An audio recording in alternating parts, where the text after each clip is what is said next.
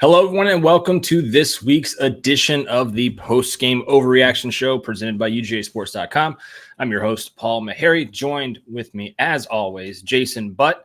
He looking just extremely dapper, looks great. And we will be dissecting this Georgia-Tennessee, would you call it a game, Jason? I don't know what you'd call this. 38-10, Georgia.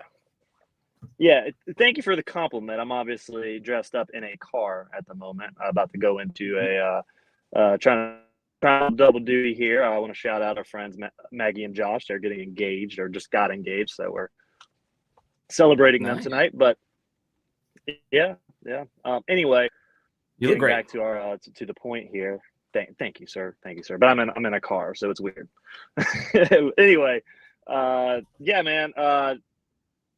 This is what I thought would happen, honestly.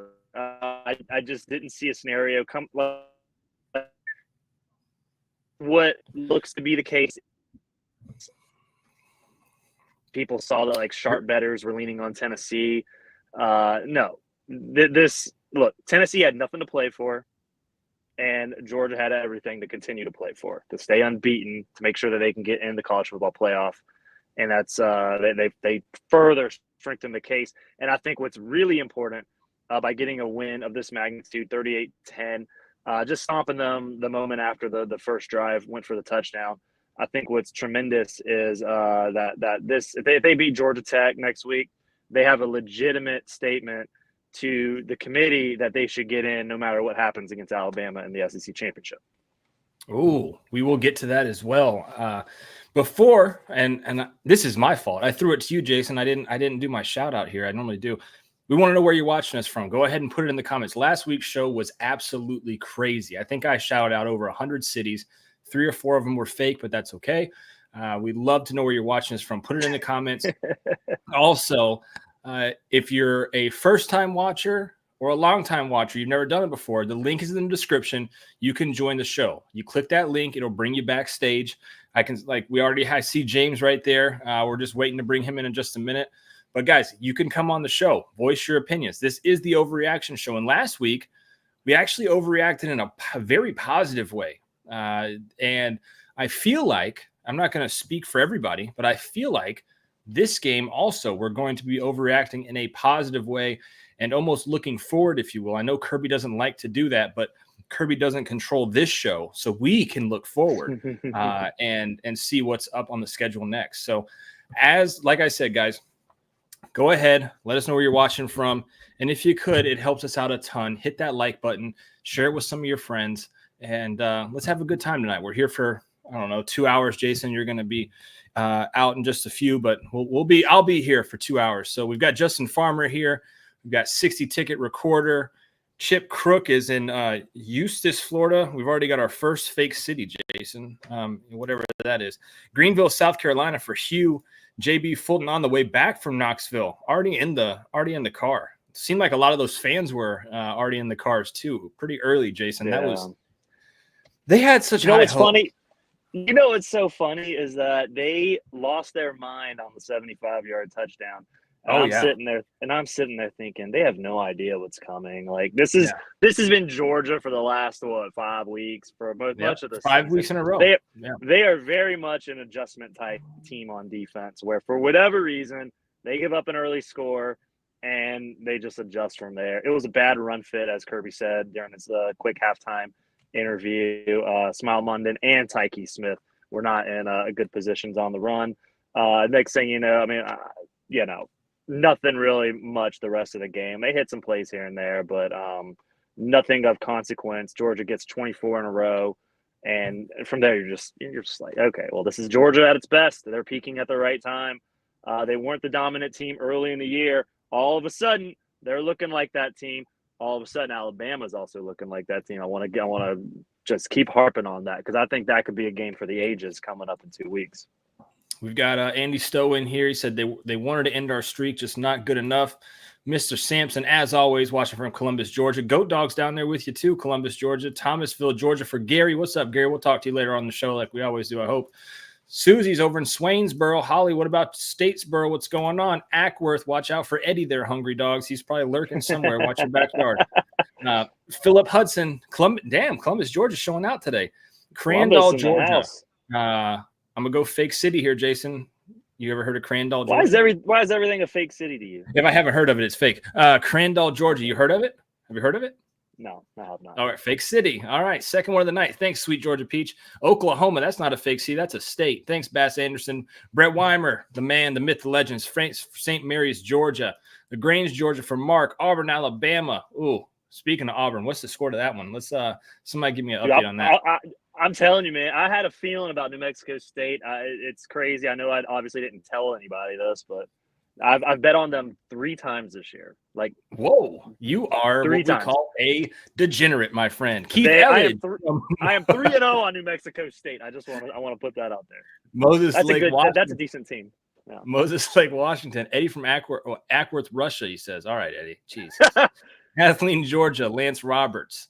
I'm trying to see Jefferson, Georgia. I've heard of that. Fox City, Forsyth, Georgia. I heard of Forsyth. Never heard of Fox City. Chip Crook says not fake, not so fast. Chip Crook said 3 Bulldog players from Eustis in the 80s. You should have known that, Jason. Braxton, Georgia. I've heard of that. Covington, Georgia. Heard of that. All right, guys. I'm about shouted out. Let's see if I can get any more. Clayton. Oh my God, there's so many more. There's so many more. Well, they're in the building, man. Everybody's happy. Larryville. This is a fake city. Larryville, Georgia. 1,000%, bro. Larryville. Oh yeah, my I God. don't know about 31-10 New Mexico right now. Oh no. Dude, their quarterback's good, man. Diego. I can't remember. Is it Prava? You're really showing your degenerate He's good, side man. here. I just know things, man. I know things. You're showing. I watch them play. I crunch the numbers. Yeah. Well, I'll tell you who's crunching numbers right now, and it's how many numbers of hours of sleep he's getting each night. And that's James Caraway with the newborn there. I got to move the banner away so you guys can see the newborn there. There she is. What's up, James? Oh, there she is. How's it going? Good. First of all, Jason, very handsome on the stream tonight. Looks damn dapper, doesn't he? Yeah. Thank you. I was told why I was given no choice. I was specifically told no sweats tonight, so I had to put the sweater and the collar on. Just own it. Well, appreciate it. Looks good. Game though, I kind of have 2 points, one from each side of the ball. But before that, I said after the Florida game, I think Georgia wasn't going to play in a 1-score game the rest of the season. I still think that's the case, even with Bama coming up. But Carson and even with Bama, wow. Even with Bama, but Carson on this offense is just so balanced. It's unreal. I mean, we have 2021 Cordell Patterson and Dylan Bell playing out there. And Carson, I'm 100% sure he's coming back. I mean, even Kirby talking about Brock saying, it's not risking losing millions of dollars. It's the chance of getting more. And I think at best, Brock is Carson's the 3rd or 4th quarterback taken. And I think he has a realistic chance of going 1-1 if he comes back next year. I mean, he was making NFL throws. Damn, James, just throw it all out there, my brother. I mean, those throws, you don't see that every Saturday, what he was doing today. And then the defense, we talk about how the defense isn't as good as the past 2 years, but past 2 years they got gashed against Bama in the SEC championship, gashed against Ohio State. I think in modern day college football, when you get elite on elite, it's 3rd down defense. And a microcosm of this defense is after that Dylan Bell receiving touchdown, Tennessee, gets a gashing run, 10 yards on Georgia, and you're going to get some run yards, but then can't run it every time. So what are you going to do? Short pass. And we have elite tacklers in the DBs. Tyke makes a huge tackle, 2nd and 9, try to run up the middle, 3rd and 9, and then we're built as a 3rd and long team. So if this Georgia team, you're going to get some rush yards on them, but if we can force teams into 2nd and 3rd and long, that's all this defense needs to do with the offense this elite. Yeah, this offense, I tweeted it out. I was kind of hoping that it would go a little bit more viral than it did. It was a good tweet, but it didn't. This Georgia offense, you're muted, Jason. This Georgia offense in 2023 is comparable to the Georgia defense in 2022 and 2021. Dominant. It didn't take off like I thought that was going to be 100 likes. I got maybe 20 likes on it. Thought that was a banger, man. Jason. No? That's a good one. I mean, I think it's a excellent representation of where this team is right now. It's yeah, I mean, it's good. Yeah, I do think you shouldn't be chasing the likes, but you know, you probably should have gotten a few more than you did. Well, James, I hate to cut you off, but we actually have Dylan Bell's dad backstage. So it takes place. Tell him his kid played a hell of a game. Yeah. So how's the baby? She's great. She's sleeping as she is right now. So knock on wood, we get some good sleep from here on out. Nice. Well, we'll see you next week. Late one next week. Hopefully you're not holding her next week. Then you got a problem. No. Yeah. She's going to mom. Mom's Ohio State grad, so she has a big game. She can watch that and then take baby, and then it's dogs time. Nice. James, as always, man, we appreciate you, brother. Take care, guys. Appreciate it. Take care, James. Jason, you want to stay on with me for this? I'm going to bring on OU. Yeah, of course. I have questions. We got the man, the myth, the legend. You know OU. If you don't know OU from UJSports.com, you're just not around. You're not around the block. OU, what's going on, man? I don't know, man. How are you doing? Doing all right. I see your friend. He's got a wild name underneath his name. I'm just going to bring him on. Terrence is my man. That's my man. He's got his microphone off though. Hey, Terrence, turn your microphone on. Turn your microphone on, T. My man, what's going on, Chuck? What's going on? What's going on, everybody? How y'all doing? Going, Terrence? Man, great. So, Hey, man, this is Dylan Bell's father right here, right, OU? yes, indeed. Yes, correct. indeed. In the flesh. Man. Hey, let me introduce y'all real quick. Terrence and I it. met. A friend of mine was here from Georgia, and we went over to Kincaid High and saw Dylan play in his senior year in his homecoming game. And I just happened to have on a white Georgia visor like I got right now. And Terrence was going up through the bleachers, and he saw me. And he came over, and he said, "Hey, man, you a Georgia fan?" I said, "I'm a Georgia alum." He said, "I'm going to come back. I'll come see you in a minute." And Terrence came and sat with me for like a quarter. And we sat there, and we chopped it up. We talked ball. And Terrence was a college football player himself. Terrence played at Texas A&M Kingsville with Julian Humphrey's dad. They were teammates. And so Terrence and I have been talking ever since that night, and we've been friends. And I'm so happy for Dylan. But Terrence, you can confirm it. I called it about a month ago. I said Bobo is dialing up plays, and Dylan's going to throw a touchdown pass. Didn't I tell you, Terrence? Yes, you did. It sure every verbatim. Yeah, verbatim, Chuck. You did say that, man. I appreciate it. I want to say, man, combo play, Chuck. Combo play, baby. Hey, I love it. Hometown, man.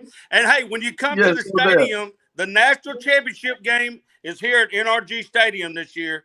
And when you turn off 610, where do you turn? Kirby Drive. You turn on Kirby Drive to come to the national championship game. Man, it's for us this year. It's for us. Yeah, it's for us. Go Dogs. All the way, baby. Yeah, all the way.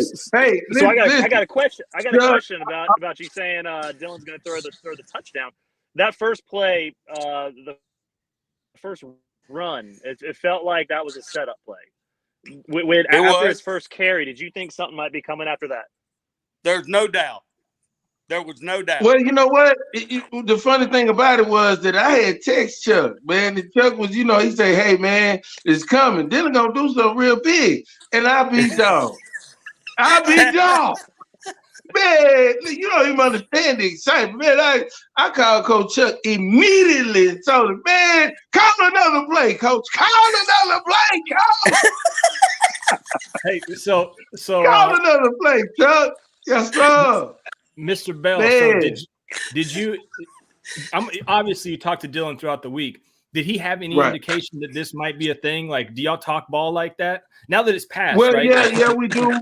We do, but Dylan is he's so George, and he just keep it real professional.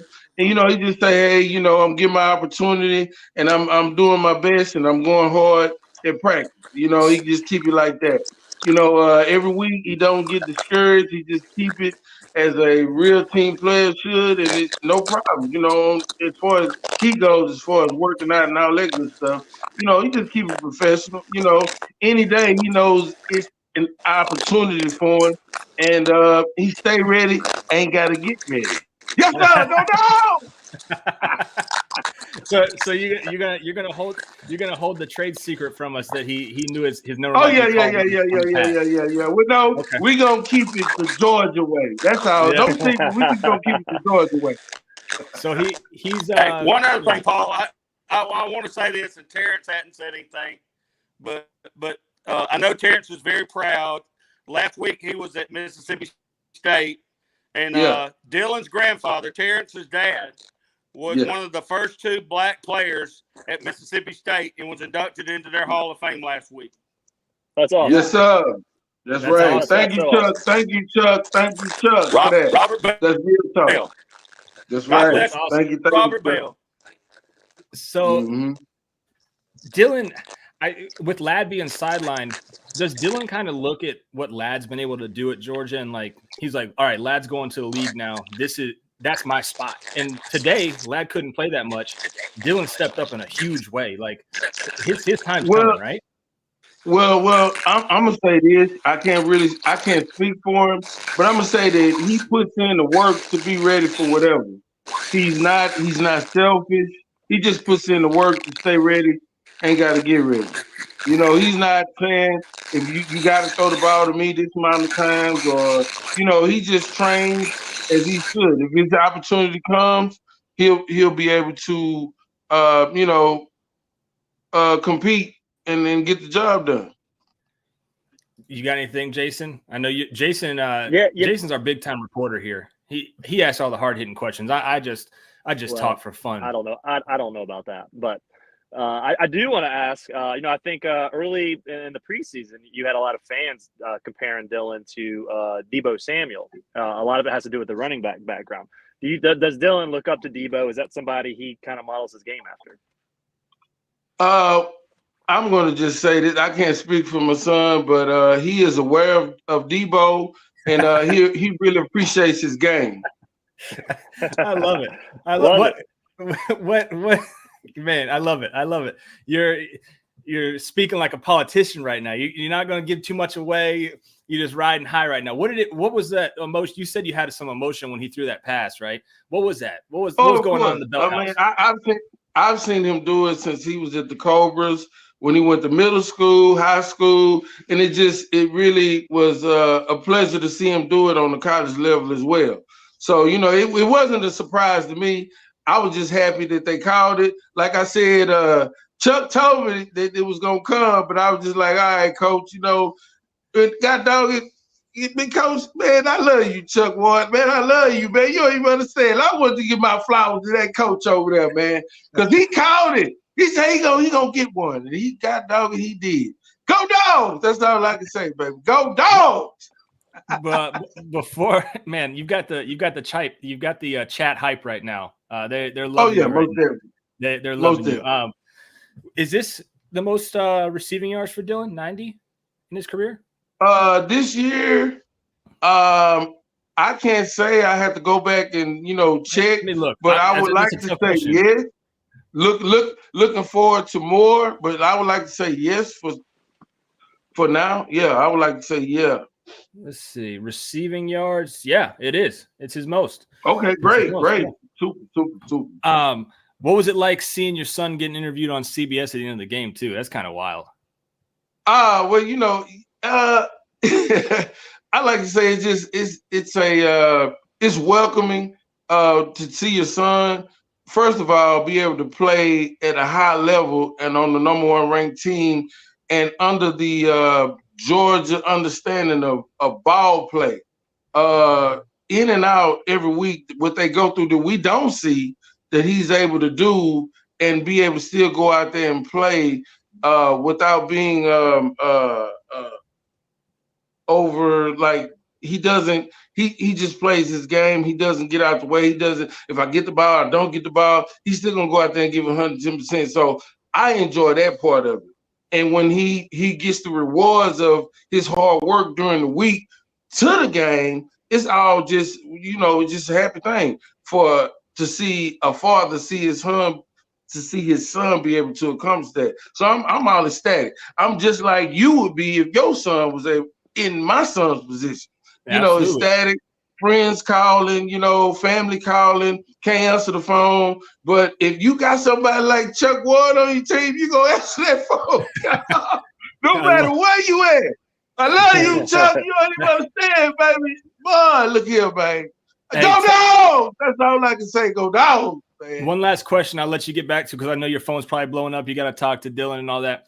What was it like, his recruitment? It kind of blew up late. Georgia got in.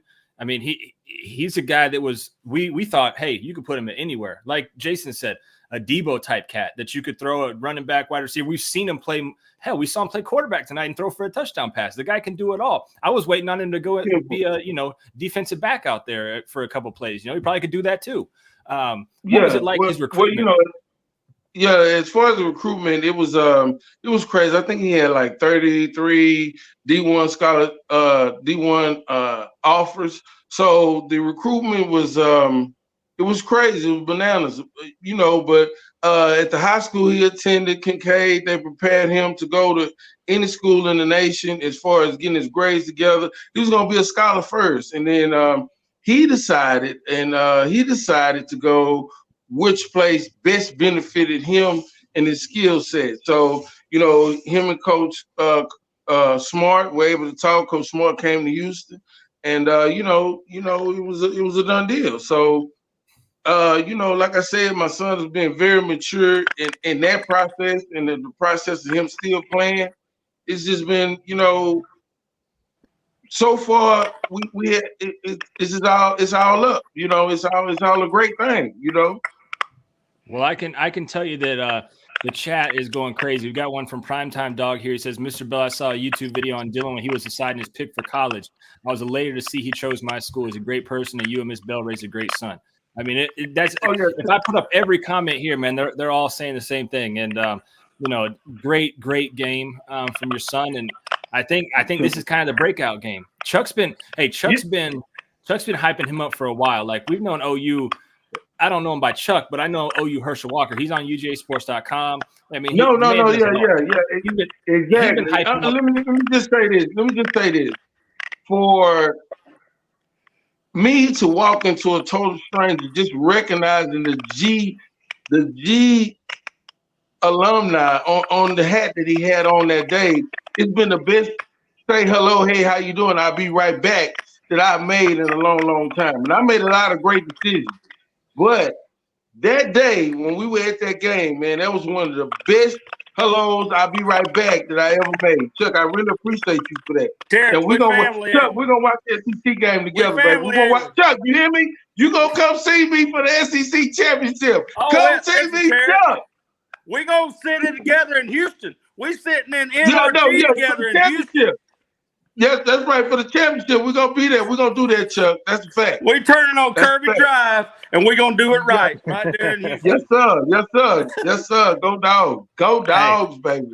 I love it. Thank you. So I don't want to take up too much of your time, Mr. Terrence. I really appreciate you jumping on with us, man. But, my God, a sophomore. Yeah. Yeah. He had a game, man. And relay all the love from the chat to you. Again, you raised a hell of a young man, not only on the field but off the field too. So congrats on that. Appreciate you coming on with us. Yeah, thanks for having me. Hey, Chuck. Yes, sir. I'm going hunting in the morning. Chuck. I'm going hunting in the morning, Chuck. Go get him. Will do. Y'all be safe on purpose, man. Enjoy. Go Dogs. See ya. I'll take care. Chuck, thank you so much for that, man. No problem. Terrence and I talk at least twice a week, man. I've been telling him for a month. I actually texted him one game when I found out Dylan was going to running back. I said, hey, does he throw right hand or left hand? I can't remember from high school. He said, right. I said, I'm telling you, Bobo dialing up a touchdown pass. You wait. And he freaked out. He called me the minute it happened tonight. And we talked. We probably talked 20 minutes while we were watching the game. And of course, it was the whole third quarter was his. Third quarter was his. So he had a heck of a game, man. It was awesome. I'm just glad he got an opportunity because Terrence. I don't think Dylan was frustrated last week, but I think Terrence was a little frustrated last week that he didn't get the ball in him. So, and Kirby actually alluded to that when they interviewed him after the game, because Kirby made mention that he's a team player, and yeah, he didn't get many touches last week, but by God, he got them this week. So he stepped up to the plate. I think for Dylan, I think once Ladd leaves off to the league, that Dylan's sliding in right there and taking over. I think that's his spot.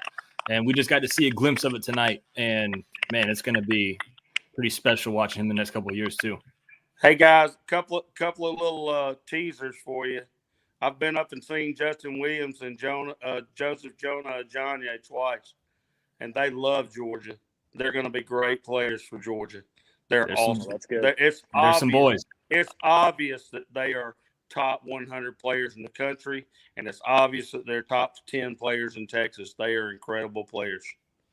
Well, you're a top 10 player in Oklahoma, Chuck, and we appreciate you, man, so much. I got some more people here, but I thank you. Thank you for bringing on no problem. Mr. Bell there, and seeing you too, man. You got to call in more often too, Chuck. Come on now.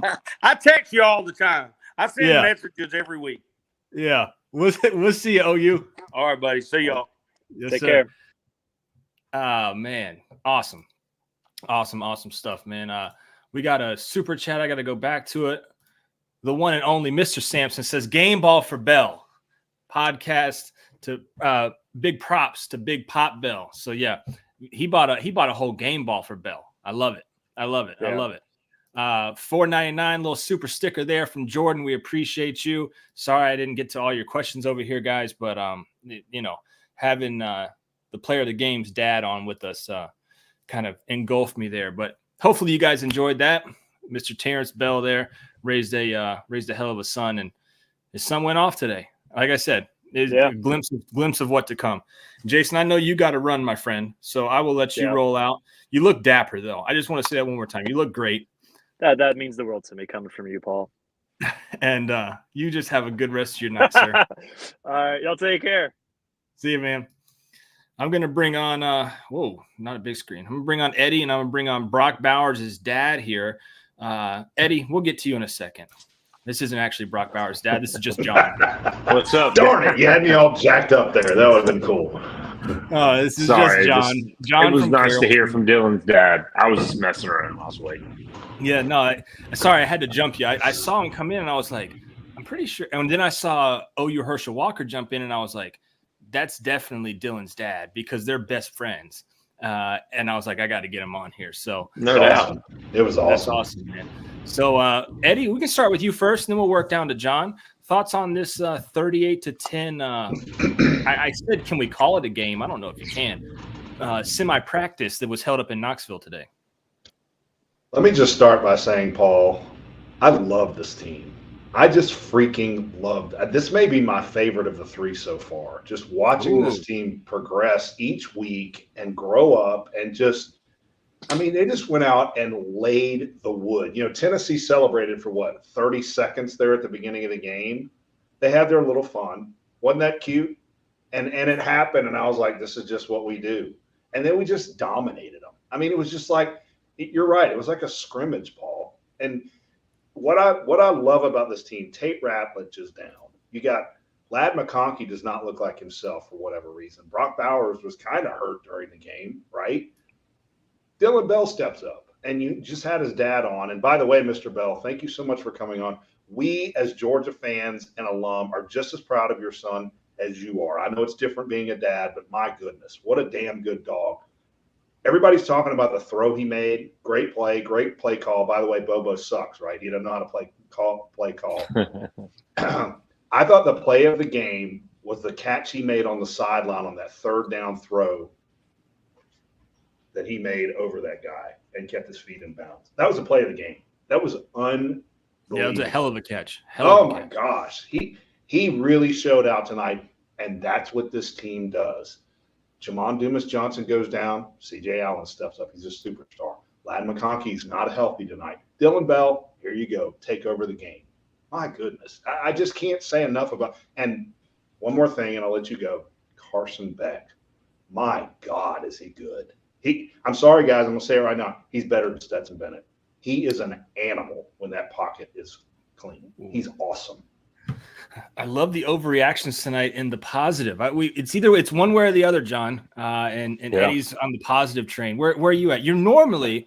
I'm going to preface this by saying you're normally on the pessimistic side. So have you turned to optimistic, John, yet, or are you still? No, I'm optimistic about us. I do want to throw some gas out there for the evening. I want to know. I want y'all's opinion. If Alabama beats Texas earlier in the year, is this not advertised like 21 as a play-in game or a seeding game?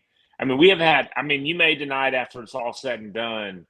We have not. We've heard for the past 2 weeks that Georgia's got to win the SEC to get in, even if they lose to Bama. If they both come in undefeated, I think they still do. I think they still do. I think they still have to win. Yeah, which is nuts. But what I'm getting at is, if Alabama doesn't lose to Texas and they're both undefeated, are they both in? Oh, I see what you're saying. Yeah, probably. I don't know. I don't know. I think I don't know. Look, one of the Michigan Ohio State teams obviously has to lose next week. Right. They're gone. Florida State's losing right now 13-0 with their quarterback that just got taken out of the game. Washington's going down tonight. Washington's probably going to lose to Oregon State. They're gone.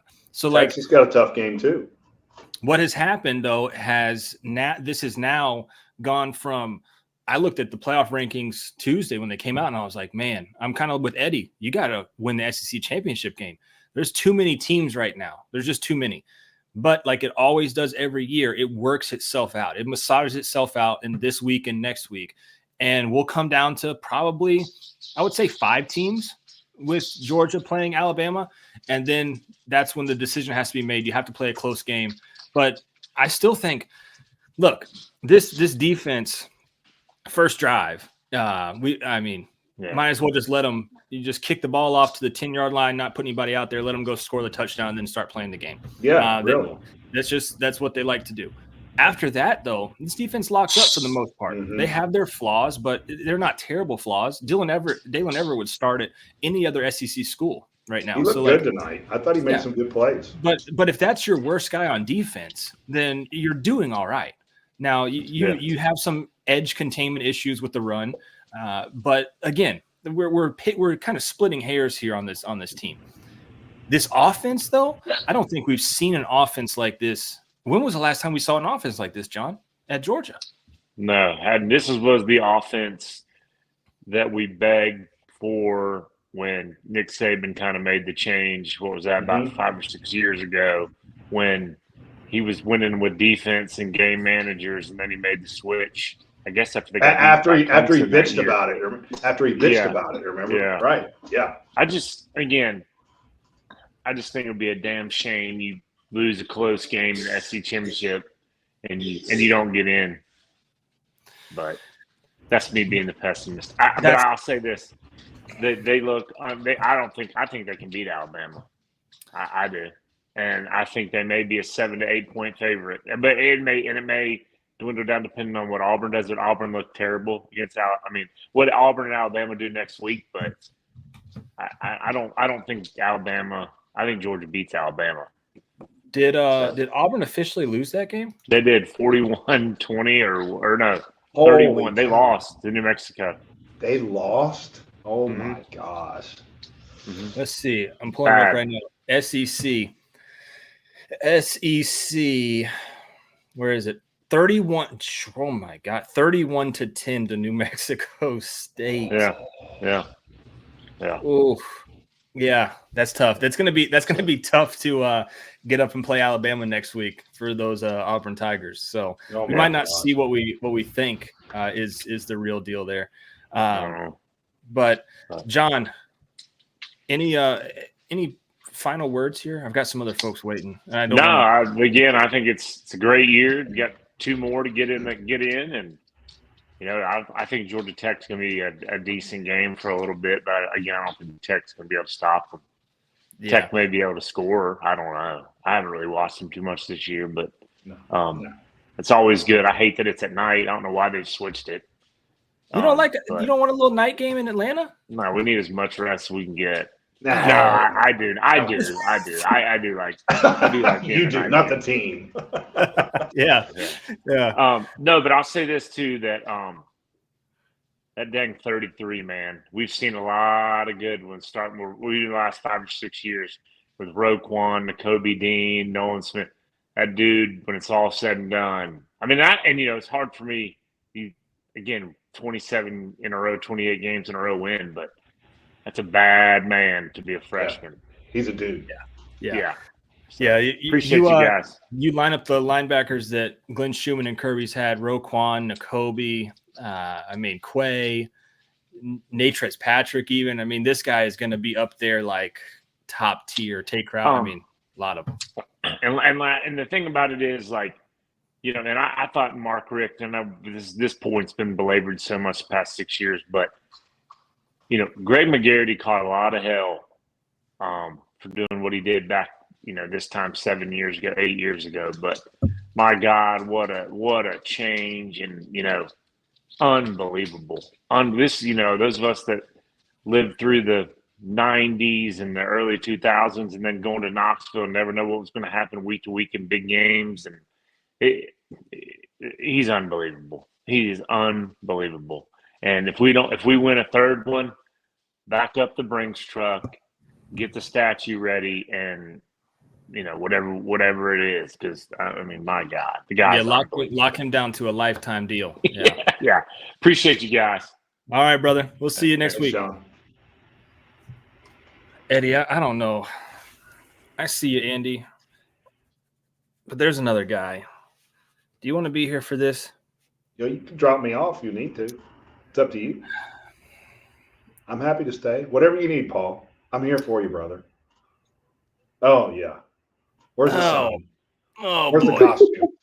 Reverend Ned Whoa. Whoa. You see? Whoa. See? It's okay. You read it, Reza. It's a misread. I see what you're doing, Anthony. I couldn't even read it. Thanks, brother. How are you doing, Anthony? I'm doing good, guys. Sorry I missed you guys last couple weeks, man. We're back. Let's get some love in the chat for Anthony Spano, ladies and gentlemen. Such a guy, such a good fella, such a dude. Okay, then. So wait a minute. With Auburn losing to New Mexico 31-10, does that mean New Mexico is better than Georgia? Yes, transitive property. Yes, transitive property. Right? Yeah, it would mean New Mexico State is actually better than Georgia, and Georgia's lucky they don't have them on their schedule. Yes, thank goodness. Yeah, Whew. if you saw New Mexico State next week, Eddie, this be a problem. Look out. 10-win team right there, right? Yeah, well, I think they played their 12 games. They're 9-3, so I don't think they can play another one. I don't think. Well, they can play the bowl. They can get 10 wins. Okay. Yeah, they could. Well, I always look at Georgia this year. I don't know what you think, Paul and Eddie, but Georgia is like a hibachi chef, like a Benihana. Okay. They walk me through this. Yeah. They play with their food until people grab it, until they eat it and go, "Oh, I'm satisfied." And then after you eat, you're always hungry for more, but you're never satisfied. If you ever eat Chinese food or hibachi food, you're never really full. You always feel like you're constantly hungry. It's not Mexican or anything. It's not Mexican food. But I just feel like Georgia's like the hibachi chef at like a Benihana or something. They're just playing with their food every time. Every time. They're like, hey, glimmer of hope. There's that 20 seconds of fame you get that crowd real live, and now you go home.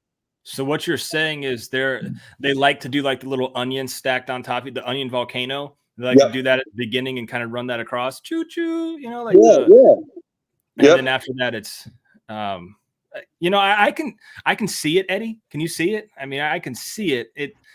I think it worked out better in Spano's head than it presented. Yeah, shut up. All right. I'm leaving. All right.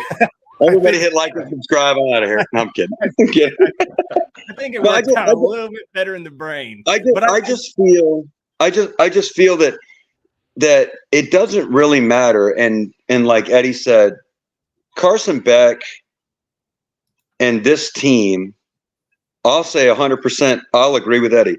This is a more entertaining and a better built football team than the last 2 years with Stetson.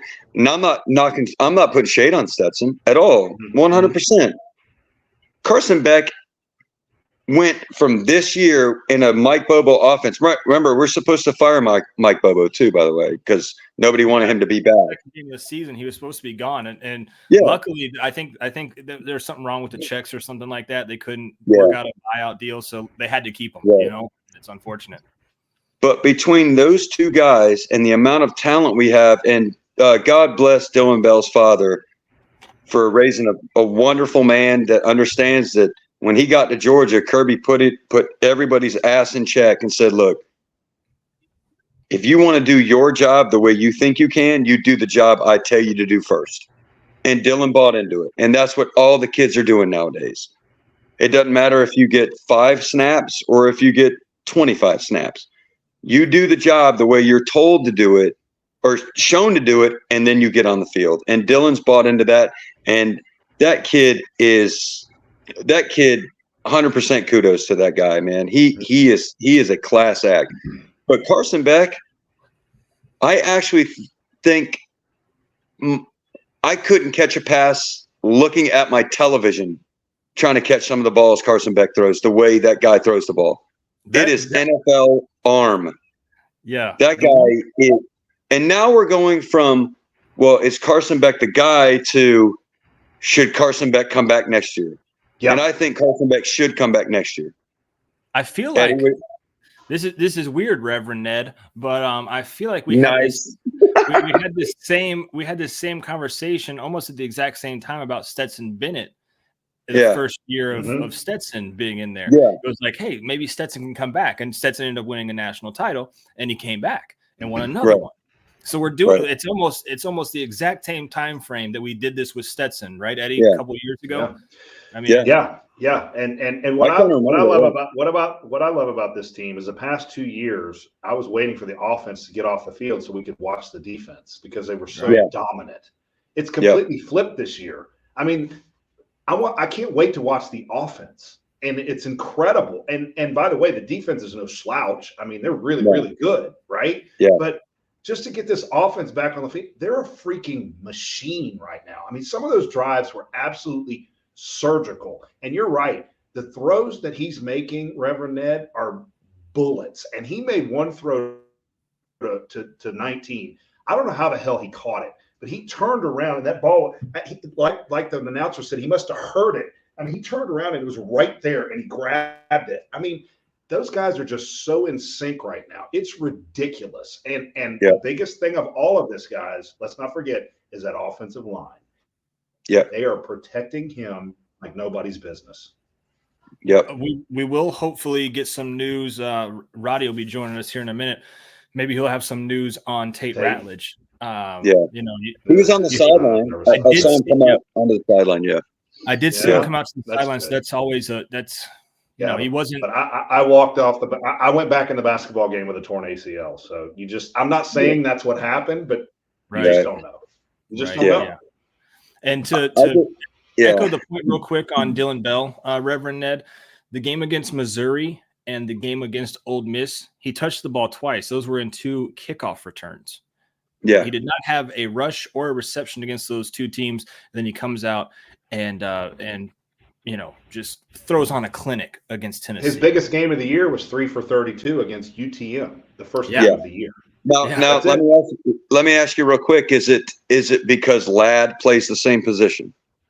I think I'm not 100% sure on that. I mean, that's what I kind of told Dylan's dad when he was on here. I was like, look, once this is Dylan's full-time position, this is kind of what we're going to see. We didn't see Ladd a ton tonight. We saw Dylan those first few games. We saw Dylan a whole lot more than we have since Ladd's come back. One would think that, you know, they're probably in that similar role. So, you know, and that's what I talk about, the buy-in. It doesn't matter if you're first string, second string, or third string. Those scout team kids that go out there on Bloody Tuesdays and Wednesdays, they earn their stripes. Kirby knows who the starters are. He understands, but he also understands that the guys that are, because it's a revolving door in college. The guys that are killing themselves on the scout team, the Andrew Pauls, the Rod Robinsons, the Dylan Fairchilds, the Micah Morris. Those guys, they're killing themselves a year before, knowing that they're going to be the guys stepping in the next time. And they're the ones getting the shit beat out of them against the first teamers, whether it's offense or defense. Kirby wants to buy in. You have to be selfish to play this sport at Georgia. You don't.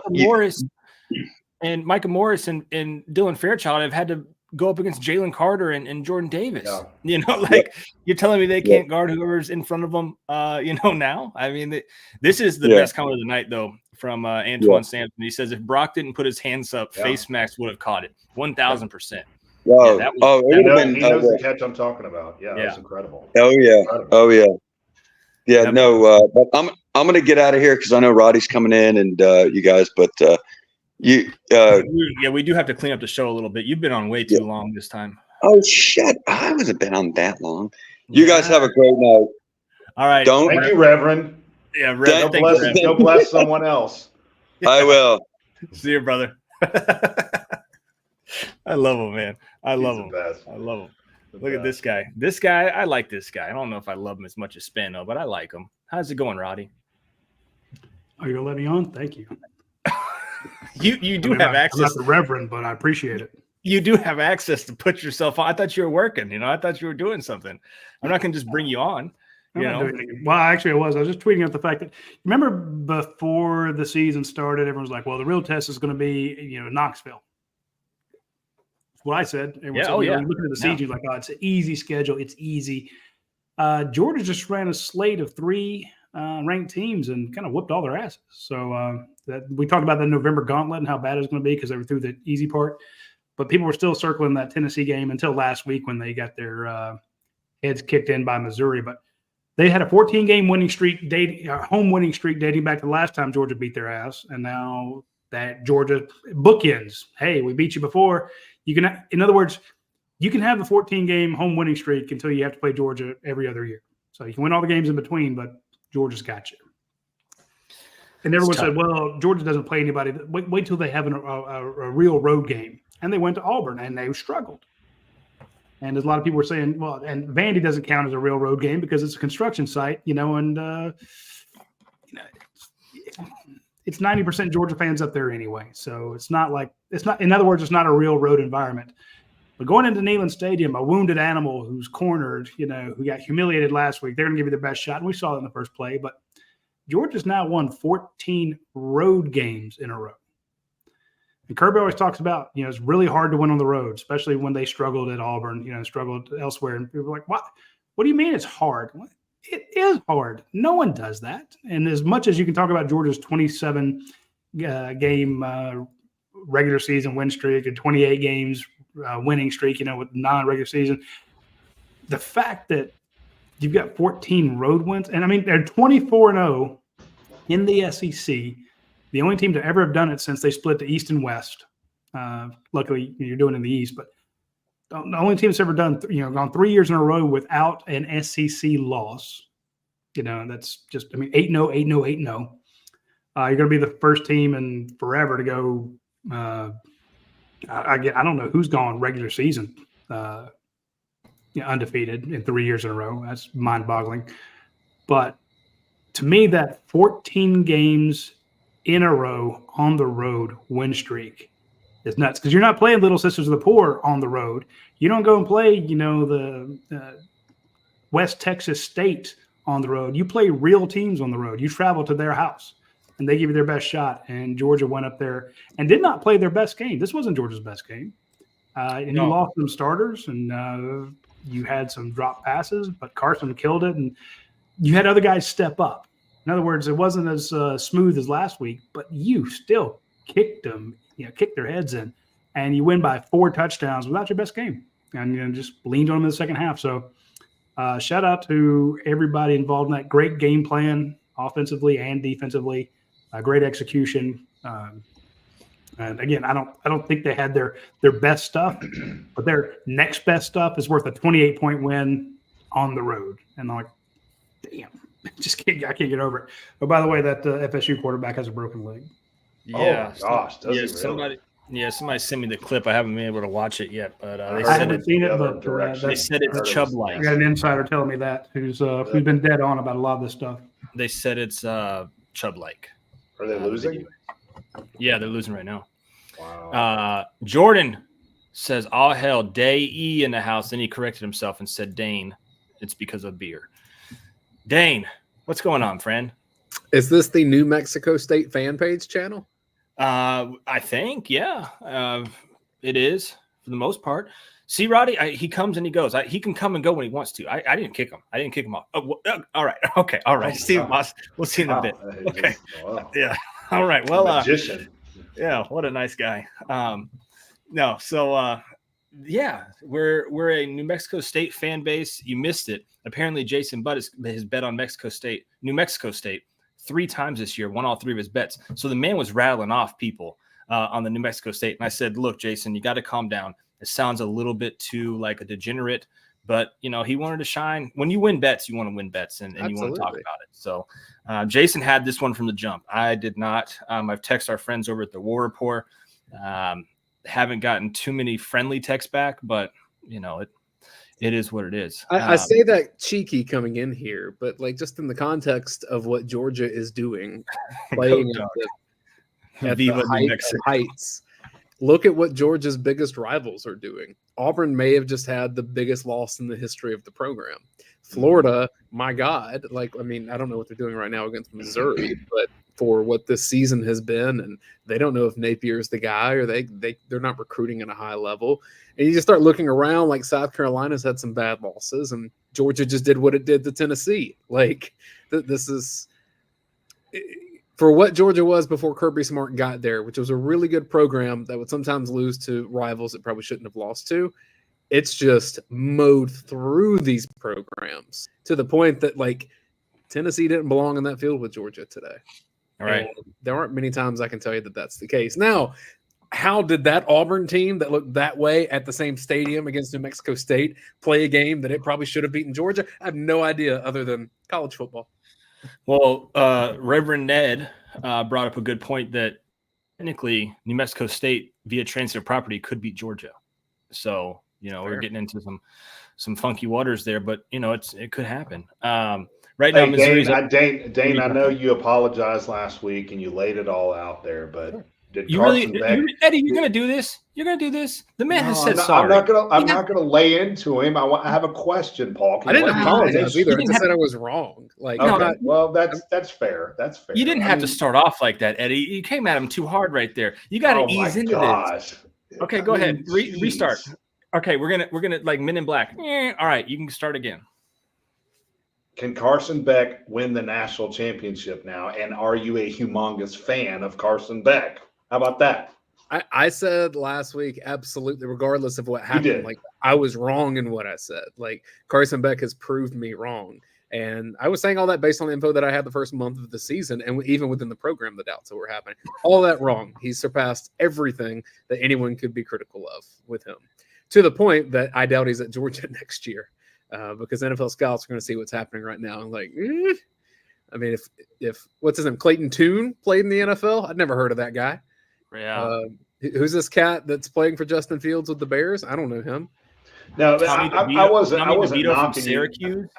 I wasn't knocking you at all, Dane. I'm literally asking, did he even win you even? Now, Eddie. Did he even win you over even more tonight? Because that guy's a surgeon. I mean, he's special. The thing that impressed me the most, and the arm talent's always been there, his pocket management tonight when some pressure came to extend plays, to get positive yardage out of it. He's gotten so much better at that. That's the thing I thought early in the season would be his Achilles heel. I thought that'd be a critical area where Georgia could be, was at least going to be vulnerable. And that's not the case. Credit to him, credit to Mike Bobo. Any criticism of Georgia's offense, even with all the injuries that it's had, they've surpassed all of that. It's been phenomenal. He has worked himself up to be in the Heisman conversation. I don't know that there's going to be enough to get him where he's getting high level votes. I think Jaden Daniels probably circling that, but just the fact that conversation is there, I didn't think there was a possibility of that. Even going a month into this season. Yeah. He's been phenomenal. Look, Kevin Boyd says Dane's standing in the paint. That's what's up. You're standing there taking your licks, man. So that's all we can ask for. You're standing on, like Eli Drinkwitz said, you're standing on business, which was wild for that man to say that. That's like a young man's slang. I still don't understand what does that mean. I don't what does that all right, mean? Do you know what it means, Roddy? Go ahead. Do you know what it means, Dane? Standing on business? Yeah. I could take a stab, but man. Okay, take. I'd love for you to take a stab. Go take a stab.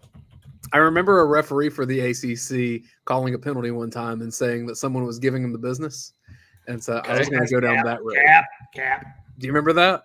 Yeah, I remember that. Is that what he was referring to? I mean No, I'm not saying he's referring to that ref. I was thinking the phrase somehow was something. Okay. So standing on business in a literal sense just means taking care of your business. It's a cool way. Like it's a stupid thing. That's stupid. Look. Paul's got Urban Dictionary pulled up over there, acting like he's hip. Hold on. Well, you got a kid. There's no way you know this stuff. It does mean that. That also doesn't mean that I don't have Urban Dictionary pulled up on my other screen. Okay.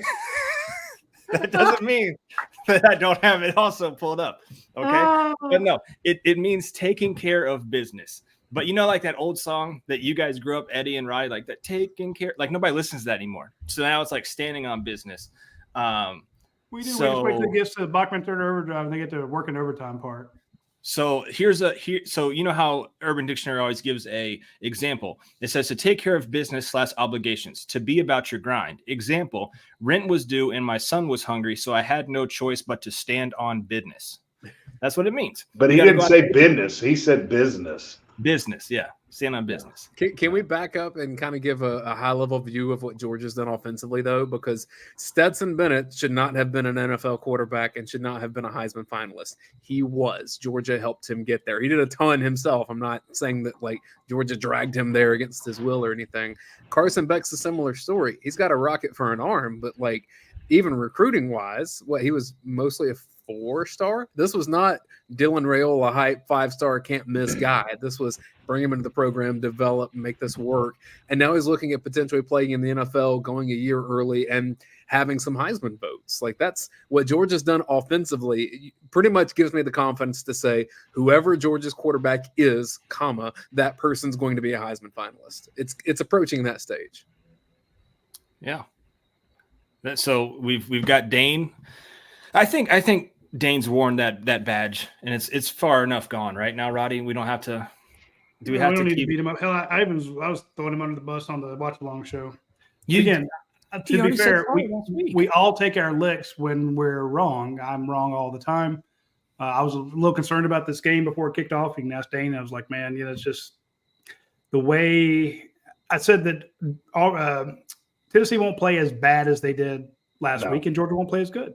Right. And then you saw him take it to the house 75 yards. I'm like, mother, But maybe start on the second possession. Just give them that. Yeah, it's like hell. Next time, just kick off, let them take it all the way back, then start the game. It's like you always have to spot everybody 7 points. It's like when you're playing against your older brother, he's like, okay, you're up 2-0, and then he checks the ball. You're like, I'll give you a head start in a race, and you're at the end of the driveway. We're running to the end of the street, but you get started at the top of the driveway. I'll start at the back of the driveway type thing.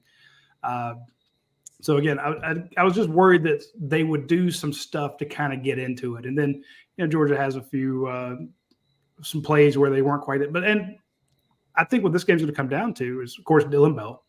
He was lights out. The fact that Tate Ratledge goes down, Georgia doesn't miss a beat. Think about that. You got maybe a first-round draft pick on the offensive line, and you were still able to run the ball and have a ton of pass. Last 2 weeks, who has gotten to Carson Beck the last 2 weeks? Was he wasn't touched tonight, was he? There was one quarterback hurry that I remember. I don't see. Let me see. I'll look right now. I mean, you're playing musical chairs in the offensive line, but it says they did have 1 sack. Number 6. That's probably that fumble. That was that fumble, wasn't it? Doesn't that count as a sack? They don't count that as a rush. Well, no, I don't know, because he was the one that picked it up. 6 was. Yeah, he covered it, so they probably count that as. But here's the thing. Either way, Tennessee messed up. They had a lot of passes they dropped. Kirby Smart was talking about the fact that there were 3 times that you got your back to the play, your trail technique, and Georgia won those three deep balls. Tennessee dropped a lot of passes, but Georgia made some huge catches. Dylan Bell's, all the 50-50 balls Georgia came down with. Mm-hmm. Again, the tight ends dropped 2 passes, and still Carson Beck was 80%. But I'm just saying it's a complete win when your role players, when they've only had 1 return yard all year, Tennessee. They punt the ball so well, there's been 1 return yard in 10 games. I mean, Muse had 5. Again, it doesn't sound like much, but just the fact that you got 2 returns on him when nobody had a return on him. And then, Dylan Bell comes in, has a big game. Arian Smith breaks the game open with that 33-yard run. Mm-hmm. Just the guys that you talk, Marcus Roseby said, Jack Saint, how many weeks have we been talking about him? Not many. It's all been Ladd McConkey and Brock Bowers and, Ra had a game, and then Dominic Lovett had a game. Had one. Yeah, here comes, Marcus Roseby, Jack Saint. So the guys who we consider to be role players come out and just absolutely tear it up and get a absolute team victory. Guys who haven't played as much on the offensive line, they have to go out there and step up. Guys on defense, I mean, you're in enemy territory without Dumas Johnson. And I want to I'll end here. The man that we gave so much grief for in that first play, Tyke Smith, didn't have his gap, 75-yard run. A lot of people blaming him for it. Rest of the game, he was a nightmare. Yeah. I mean, everybody's still seeing 23. There was one series where he makes a tackle on one side of the field, then on the other side of the field, defends a pass. And it was just nuts. At one point I looked up, he had 10 tackles, was leading the team. 8 of them were solos. So, again, It's just a top to bottom. My 44 better than your 44. My 66 are better than your 66. So even if you lost a couple players, we lost a couple players. But even though we're losing first-round guys or, high draft picks, we're still going to kick your ass. Yeah, no, Tyke finished with the team lead in 10 tackles. Right behind him was Javon Bullard with 6. And then you had Smile Everett, and C.J. Allen. And, Jordan Hall making an appearance with 4 tackles. He crushed a guy in the middle there. They ran through that B gap, and he was just Hey, Roddy pointed it out, but I just want this will never show up on the stat sheet. Nobody will give 2 craps. But Mekhi Muse making catches like he did in traffic and keeping the ball from bouncing behind him. I mean, he made some, and they were nothing, right? I mean, he called a fair catch several times, but just the fact he was able to corral those balls was humongous, especially on the road. And people wanted him pulled a couple weeks ago. Yeah, I know. He had a little case of the fumbleitis. So big time, being able to catch those. Georgia rushing for only 3.9 yards a carry. Is that a concern for anybody or no? This is one of the best defensive fronts Georgia's going to face. Yep. I mean, give them credit. They're number 4. They only give up 111 yards a game, and they're much better home. Yeah, they gave 156. So, hey, Eddie, I'm gonna bring on Gary here. Thank you, boys. Appreciate you. Yeah, appreciate you so much. Go Dogs. We'll see you at the basketball game. Yeah, Eddie, we'll see you at the game. Bring on the man, the myth, the legend, Double G. What's up, baby? Hey guys, how y'all tonight? Man, I can't complain. I came on early tonight because I'm gonna bring the heat. If that's all right. Hey, warm us up, Gary. Warm us up. Where's all the Bobo hate now? Dude, there are guys going to their own account searching for Mike Bobo, and they're deleting tweets, TikToks, Instagram posts, Facebook posts, text messages to buddies. And again, he could call a horrible game in the playoffs, and all that hatred will come back. He could have a bad game against Tech. If he ever fails, all the people that hated him are going to come out. Gary, you know this because they're already on record as saying that he's not the hire. But, I mean, week after week after week, I thought it was a brilliant series of plays on the second, third drives. Okay, get this right here. Sometimes us as Georgia fans, we'll spoil, but we forget some of the basic philosophies of football.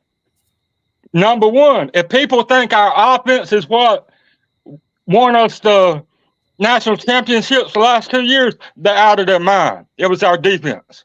Yeah. Right. Okay. The first philosophy of football, basic philosophy. Offense wins ball games. Defense wins championships. Okay, follow me so far? Yeah, I've heard that before.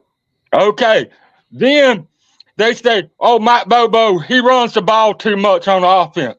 He runs up the middle too much on offense. He does this and he does that. He can't call a game for his life. But people fail to consider this right here. Another basic philosophy of a football game, if you want to win a football game. Yes, sir. There are 4 different times that you have to be able to run the ball. Not that saying that you got to run the ball, but be able to run the ball. That's first down, short yardage, to run the clock out, and to inside the 20s, inside the red zone. If you can run the ball on them times, you're gonna win a football game. The super majority of the football games. Period. Yeah. Hey, Gary, what did Kirby Smart say on Monday? I missed it, bud.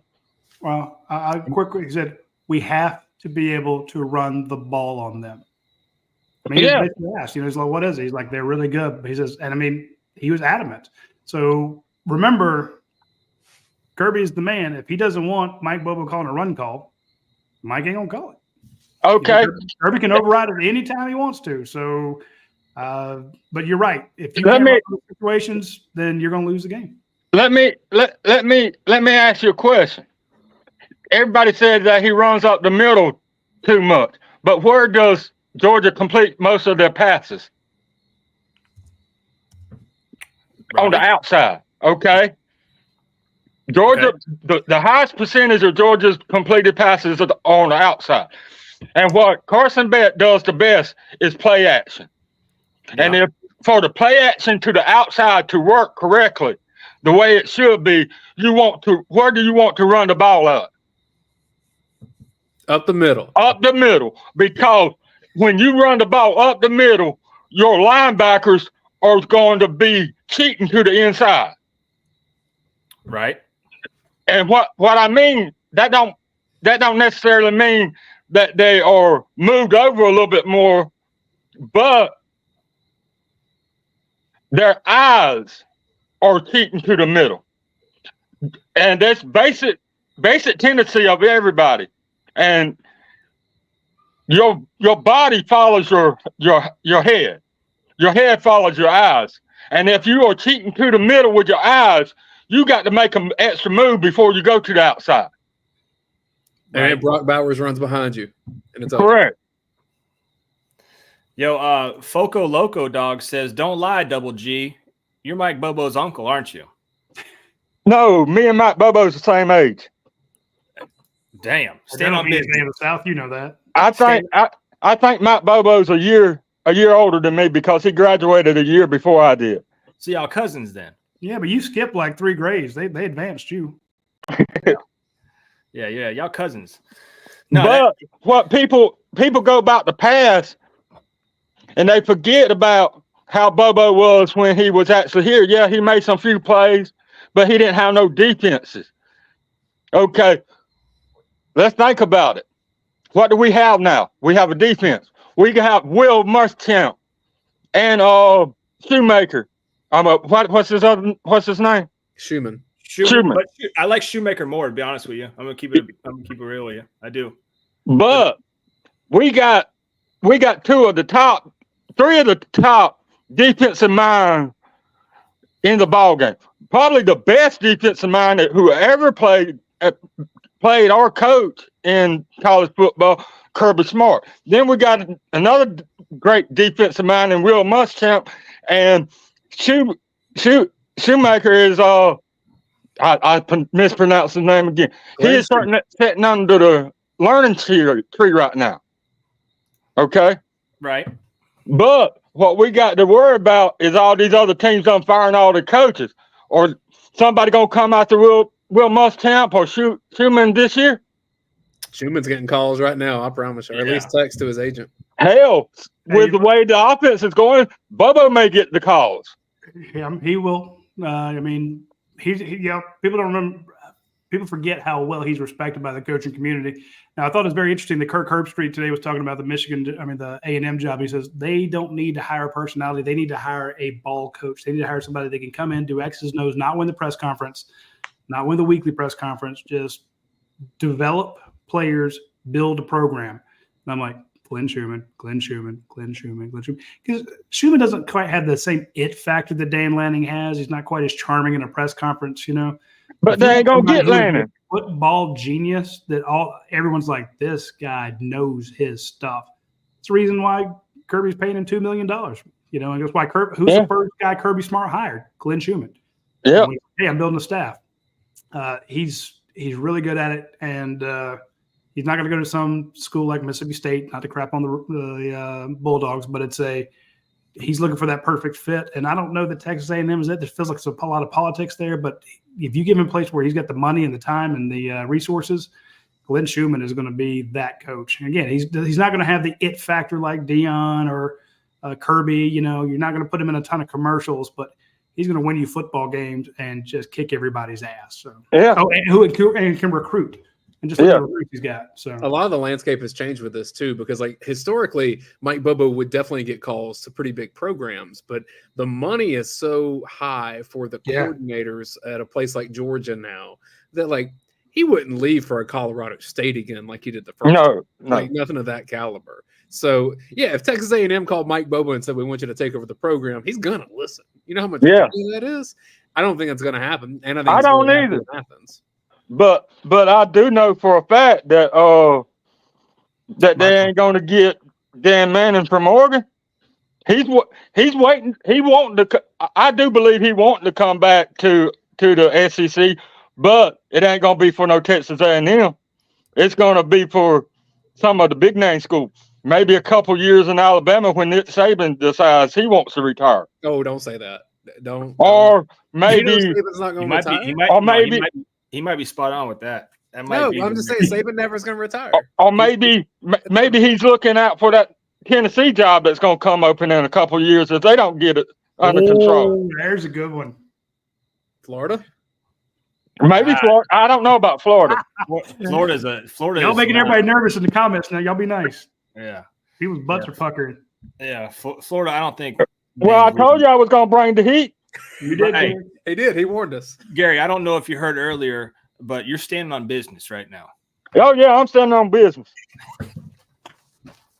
They don't know nothing about standing on business. They don't know. You built your house on business. I'm learning. Yeah. I'm going to have to do a super chat for Gary standing on business. Standing on business. I love it, Gary. We got Jordan waiting, and I've had him waiting for quite some time, but I knew you had to go hot and heavy tonight, so I let you do your thing, you know? Okay, I'll talk to y'all later. Y'all have a good night and bless y'all, bro. Hey, Gary, Double G. Gary, before you leave, Double G. When you first came on, I was like, man, I don't know about this guy. You have become one of my favorites, Double G. And I think the fans also appreciate you very much too. I hope so. I just tell it like it is. Dude, you're standing on business, Gary. Your house built on business. I love it. All right, y'all have a good night, guys. See you next week. Paul's just racist. Gary. He doesn't like Gary. Huh?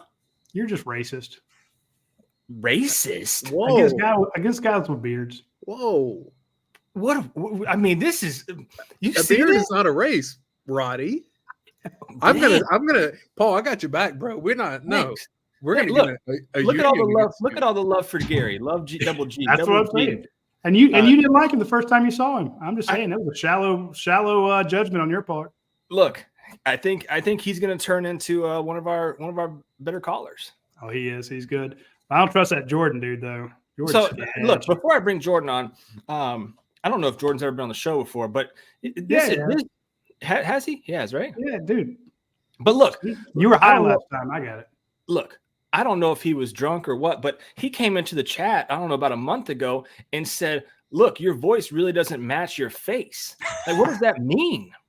You know what I'm saying? Like, so he's going to first have to say what that is about, and then he can talk about Georgia. So what's up, JC? What up, Roddy, that was for you. Okay, Roddy, that was for you. Paul, can y'all hear me okay? Yeah, we can hear you. Yeah, we got you. Paul, that was a compliment. That was Auburn weekend. All right. It was. I remember that because I didn't expect a reply, honestly. Oh no! I was like, wait a minute, Jordan's talking that smack. No, but that was a compliment. But we're gonna So from one man to another. Yeah, I appreciate that. You do a great job. And honestly, I'm glad you weren't here Missouri weekend because Roddy was here and had to suffer through that. Yeah, so I couldn't even – Best show of the year. Say what? So, did you say best show of the year? Oh, yeah. Yeah, I think it's going to be a blend of Paul not here and I was on there for 20 minutes, but we'll. Oh, that's why he was on the show. That's what. See, he's never been on with me. I see what it is. That's right. No, that was. Well, I mean, if you don't do your job, you know about Gary. You know about. Oh, speaking of Jason, what's up, man? What's up, man? No, but Missouri looks like they're just playing with their food a little bit right now. They haven't quite gotten rolling. But I just wanted to I told my wife 7-3. Yeah. It's I think Schrader's he's gonna shred them. But I opening kickoff, I saw we were kicking, I was like, well, Tracy, my wife, I was like, I'm not gonna get upset when they go down and score first drive. I didn't expect it to be as quick as it was, so it took me a little bit to hold back, but obviously we settled down. Wasn't nervous. I was worried about that first drive, but then we just marched right down the field. Even though it was a field goal, we were happy. But the play that stood out to me, and I don't know if y'all caught it, and I just like to watch the younger guys get after it, but it was like the third quarter. I think there was like just a little less than 9 minutes left. It was like 3rd and 15, but you had Jalen Walker, Damon Wilson, Tyron Ingram-Dawkins, and Michael Williams they were basically your front four. And when I saw that, I didn't expect it, but I was just like, holy cow, this is not going to end well. And sure enough, we got the sack. But that was just one thing that was just like. And that's with CJ Allen behind them too, right? Like, oh, of course. Yeah. I can't, like, I just kept counting the number of times it was like freshmen, like 2 freshmen combined getting the tackles, and like Jordan Hall and CJ Allen, you kept seeing 44 flying around. But that play right there, that the sack on Milton was just like that front four right there was 3rd and 15 is not a good recipe for any team, but especially against Georgia when you got those 4 guys that can just pin their ears back and get after the quarterback. So there was something I saw, JC, and I don't pay too much attention to like the starting lineups because they come on the screen so fast and they're gone. But Tennessee had, I want to say 8 or 9 seniors on offense, and then they flipped over to Georgia, and there was hardly any seniors there. You saw sophomores. They highlighted the freshmen. They highlighted CJ Allen. You saw 3 or 4 sophomores starting. Totally different for Georgia compared to what Tennessee had out there. Tennessee had like their whole starting O-line was seniors. Yeah. And then you had no telling how old they are. Exactly. I mean, I think one of them was like a 6th or 7th year. I saw what Milton had 6 years at. Yeah. Milton had 3 at Michigan and then 3 years at Michigan, 3 at Tennessee. I was like, geez. He might go be a triple major. But their whole O-line was seniors, and then their tight end was a senior, and then I don't even know who all else. But even their defense was old too, and it was like this was supposed to be the year. It was like y'all said. I mean, I've been watching y'all. They said that like this was supposed to be this game was going to decide the East, and then you got. I mean, Georgia's got all these young guys that rotate, and honestly, I don't pay attention to Georgia's starting defense because they play so many guys, but. I mean, I know I tweeted at Roddy about Dylan Bell getting that the chats better be donating for Dylan Bell's helmet stickers. But we need money for a lot of helmet stickers. Just for Dylan Bell. Dylan Bell fun. Damn. Well, Jordan, one thing I'll tell you about Tennessee is I think that they stand as much to lose with divisions going away as any team in the SEC. Just but from an optics standpoint, you can say last year they were in the college football playoff race. They had a game with Georgia. At least it was a high-level game. Slightly disappointing this year. But you look at next year for Tennessee, and you're like, ooh, they could easily be like 8th best team in the SEC because you no longer can say 2nd best in the East just behind Georgia, who's on a historic run. You just have to say 7th or 8th in the league. And I think that optics wise that Tennessee may slide a little bit more than what we thought they would last year. And I guarantee you no way he's going to be talking about preseason about Georgia's candy ass season next season because my gosh, gauntlet. And I don't like all the Beck New York Heisman talk because I'm hoping he comes back because I think the way he's settling in is just like tonight. I know you talked about if Beck didn't turn or if Bowers didn't turn around, his face mask would have caught it or whatnot. Beck was throwing some he was throwing that thing tonight. That's what I kept tweeting. I was like, God, like you can tell when he really wants to like step into one. It was my friends were giving me hell last week because Missouri weeks I kept talking about how fun it is to watch this team, but that was fun to watch Carson. But do you realize how because a lot of people have come on here and said this, that a Georgia and Tennessee game, that Joe Milton and his arm strength is on the other side, and everyone's coming out saying, "Did you see Carson Beck's arm strength?" Yeah. Like that's going against like top of the top. Like there are things about Milton's game that's not great, but arm strength is best in the country. And I'll tell you Carson Beck went toe to toe with that. I'll tell you what, Joe Milton, and again, he's a D1 athlete. I have no room to be given criticism, but he's what you call your showcase quarterback. Yeah, like I've played with guys in baseball where you go to a showcase where you hit BP, you throw off the mound, you make all these throws where it's not live, and you're a superstar. And 7-on-7, Joe Milton would be exactly. He's gonna, he's your showcase quarterback. Where at the combine, he'll probably get some attention just because it's the combine. Where you put a Georgia defense in front of him, nah, that's a whole nother story. So Beck's a gamer, and Milton is a showcase guy. I'm going to say that. But I mean, the way Beck, even when we were down 7-3, they scanned over to him and he was winking at somebody, like just unfazed. That's what I just love about this guy. And that's the thing that's different. Like everybody keeps saying like, oh, this isn't the same team as last year. Honestly, this is the team we need for this year because we've been down. And does this team bat an eye? No. Or against Ohio State last year, I was a little worried. Like everybody was, of course, worried, but the team hadn't been battle tested where this team is going to go into the playoff or SEC championship game and everything. And if they're down 2 touchdowns, like they were against South Carolina, they were down at Auburn, they don't flinch. And I mean, I know Kirby said they can give a punch, but they can also take a punch, which the past 2 teams never had to really take they never got a full connection punch against them. It was just they were just so dominant where this team just doesn't even flinch. I'd say Missouri last year was a punch. I'd say that was. I mean, yeah. Okay. Well, that was they punched themselves one game where not where they've been down on what is it now, 6 teams or 7 teams that have scored on their opening drive where 5 in a row. I mean, I do. Dan, you're right, Dane. I mean, I appreciate the accountability there, but yeah, the Missouri game, I was sweating a little bit. but I love your point. This is not the same Georgia team as the last couple of years. Obviously, this is not the same Georgia team as what we saw in like September. Like this team is playing much better than they were at that point. Beck was scared to make a mistake early in the year, where now he's like, hell, I'm just gonna rip it, and if it knocks my own receiver's head off, I'm ready. He's going. It's. But the thing that I really appreciated tonight was just like you have so many dudes that he kept targeting so many guys. Like how many guys did end up catching the ball tonight? You had 8 different receivers tonight. Yeah, and Rah-Rah, I mean, I hate to see Rah-Rah go. I didn't even know he really got hurt, but it was like Beck it was like one guy after the other, and I always got to give a shout out to Marcus Rosemary-Jackson. I think I did that against Missouri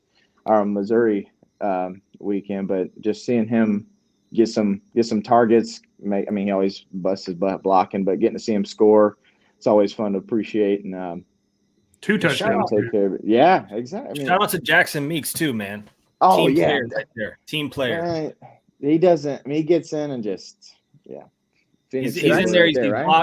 He's doing the dirty work, and they hit him for 23 yards today. So, congrats to him on that, man. Hey, shout out to Brian McClendon and Mike Bobo. They worked together. The routes and schemes they had for the passing against a bad secondary. Middle of the field, they opened it up like a can of tuna. They're like, or hell, like a pull tab. There's like, we want the middle of the field open. We're going to run off this safety. We're going to pull this linebacker out of there. We're going to let our best guys work against their worst defenders in the middle of the field. And Brock Bowers just tore him up. I pulled up the stats there real quick because I wanted to look at something I thought we'd get Jordan's thoughts on. 3rd down conversions. Georgia. See it. You're going to have to tell me. 9. 2 of 11 for Tennessee. Damn. Hey, whenever I saw 55.5% was the best in the nation for us on 3rd down, I was like, you almost, as a Georgia fan, you almost think that it's better than that. Just watching us week in and week out, that we just continue to. And again, another Dylan Bell, great third down conversion on that ridiculous catch, and it's just one of those bend don't break offenses. It's there's always somebody open.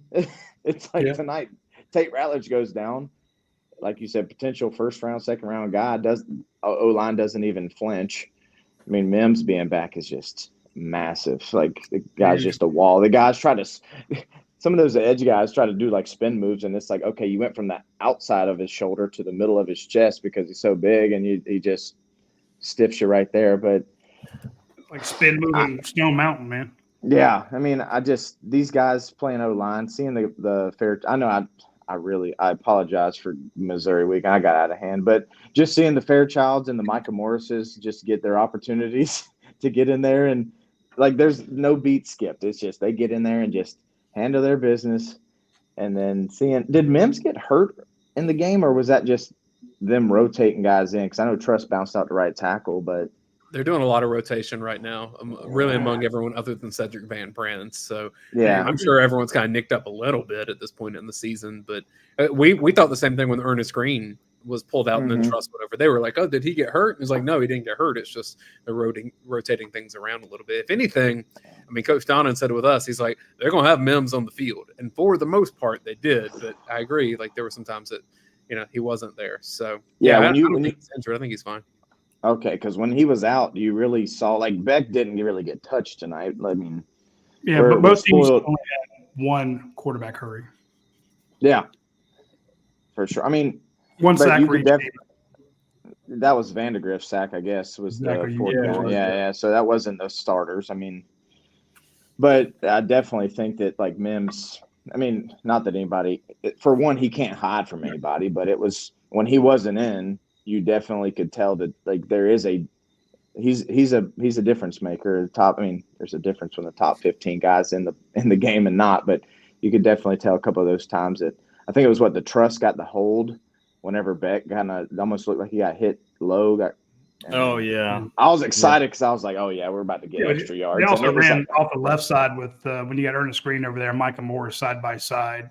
Coach calls it. He's like, hey, this is going to be a run off left tackle. I guarantee it. Sure enough, that's exactly where they went. Just destroyed everybody. So one interesting thing that I know, because I had the Skycam view from CBS on my computer while we were watching the watch along show, and sometimes you get some different things of just like it kind of flips around. When Ratledge gets hurt, Kirby Smart, he checks us on him, but he's got to coach the game and do his thing. He goes directly to Amarius Mims and starts chatting with him about something. And I've talked to people that coach offensive line before, and they say the footwork is so different and precise. And Tate Ratledge has had that spot at right guard consistently. So when Fairchild goes over there, there's going to be some things that are slightly different, not in the calls, not in even talent per se, but just like where footwork happens. And I thought that was just interesting to see that Kirby Smart sees him go down and he goes to Mims as like, you're leading the spot. Here's what you need to do. Here's what you need to expect with someone that you don't always play beside right here. Yep. We got an injury update here from Kirby Smart because we're speaking of Tate Ratledge. I was told that he was about midway through he's out for the game. We don't know how bad his knee is. We'll find out. Apparently, according to Kirby, he has a banged up knee. There's no tear. They hope to get him back next week. Now, when Kirby says we hope to get a guy back, day to day. Well, you know what that is, boy. You know what that means. Hey, Tate had a great career at Georgia. We appreciate it. Right. Yeah. I mean, nice knowing you, Tate. Yeah. Tate actually lost it. We'll see you. Yeah, they don't need him back next week, so that's good. Roddy, we're going to ask again on Monday, and it's going to be. I got a lot of respect for Tate. Let me just get through this. Ra injured his foot during warmups. He does not appear to be serious. Said it's not an ankle. So everybody's wondering where's Ra Thomas. That's what's going on with him. That's great. And Ladd McConkey. I mentioned this in the Georgia 3-2-1 report. I said, look, we need to keep an eye on Ladd McConkey and Brock Bowers because they were both. Brock Bowers is coming back from an injury, and Ladd McConkey got injured. Sure enough, apparently they kept him out because it's just a precaution after he didn't do much work last week. He didn't practice a couple days last week. Didn't practice much, and he was seen leaving the Bucksmere building wearing a boot, which, they put boots on guys all the time as a precaution, but they're trying to keep down the swelling on his ankle. He didn't play as much. And again, people are like, well, are you saying he's not going to play? I was asked about that. And I'm like, I'm not saying that. I'm just saying I don't know how much he's going to play.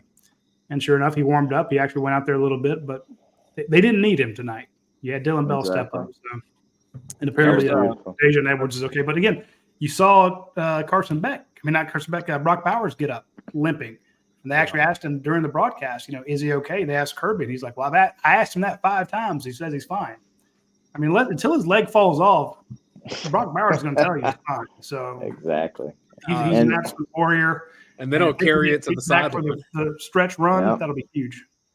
This is a big question though from Jeff Dwyer about Tate. Could he have went back in though? That's Kirby Smart. Yeah, that's Kirby. So we're missing that portion. You have to go watch it on UJSports.com. Kirby's post-game press conference. I'm sure he will mention something about we could have used him if we needed to, but fortunately he didn't have to go in because Micah Morris stepped in like a champ and just handled his business. So that's the beauty of this team is so many guys have reps that it's not like it's not a shock to their system that they have to step in. It's all right.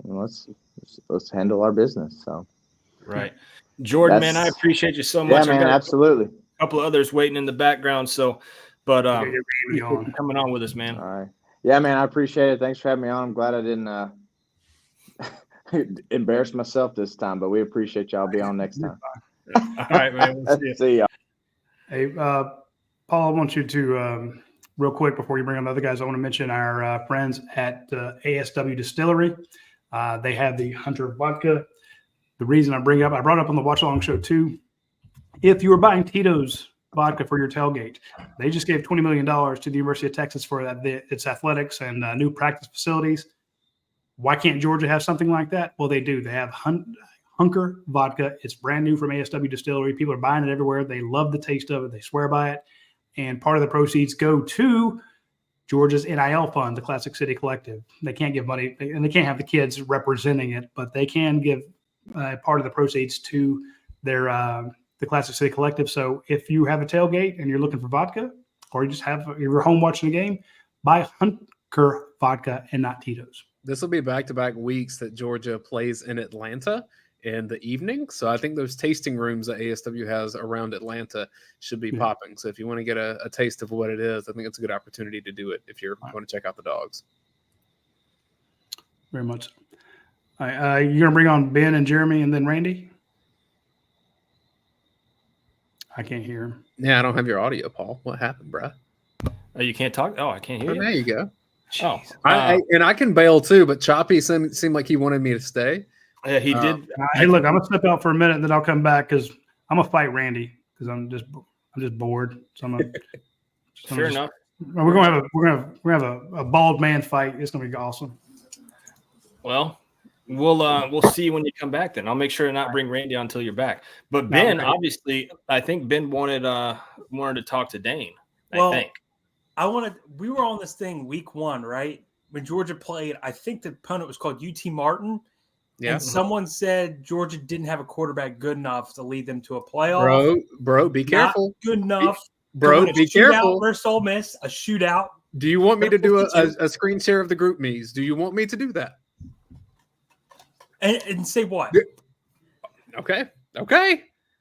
You want me to do this? Oh, I did say, okay, he's struggling early, but you wrote a guy off week 1 versus UT Martin. UT Martin. Bruh. There's video evidence from week 1 of this that you were out on Carson Beck after UT Martin. Hold on. You can screenshot whatever. That outweighs whatever screenshot you send of what I said. Mm-hmm. You said LSU would beat Georgia. You said Ole Miss, you do not trust Carson Beck in a shootout. You said Tennessee could be worrisome because of Carson Beck.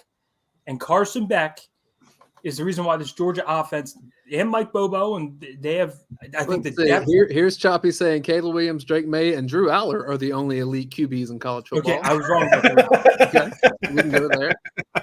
That was bad. I've owned up that's my one terrible take this year is Penn State. Josh, I said Bo Nix was going to win the Heisman. He said Dane threatening screenshot. Shit is getting real. Dog 85, fight. Paul, who said before the year Bo Nix is going to win the Heisman, and he's the current betting favorite, and people laughed. And he was not top 10 in the odds. So here's the thing though. Here's the thing though. I got to back up Dane a little bit because you came at Dane super hot right out the gate right there. That's what I'm about to say. Then Dane countered you and said, "Yo, I got some screenshots," and then now you're going to Bo Nix. But wait a minute. What are we talking about? We're not going to walk back to after UT Martin said Georgia's not have a good quarterback good enough this season. After UT Martin, that is bad to overcome. Now, Drew Aller is a terrible take. It's a terrible take. I trusted James Franklin. That should lower my football IQ. But at the same time, you can't make a judgment after UT Martin. And now, but I'll leave Dane off the hook now. I just want to get because I haven't came at him in weeks, even though Beck's been proving it for weeks. I had to eventually. Choppy, I'm being kind to you. I'm leaving out some stuff here that, like, if you're gonna come at me hard like that, then like, I'm just saying, like, you need to be careful here.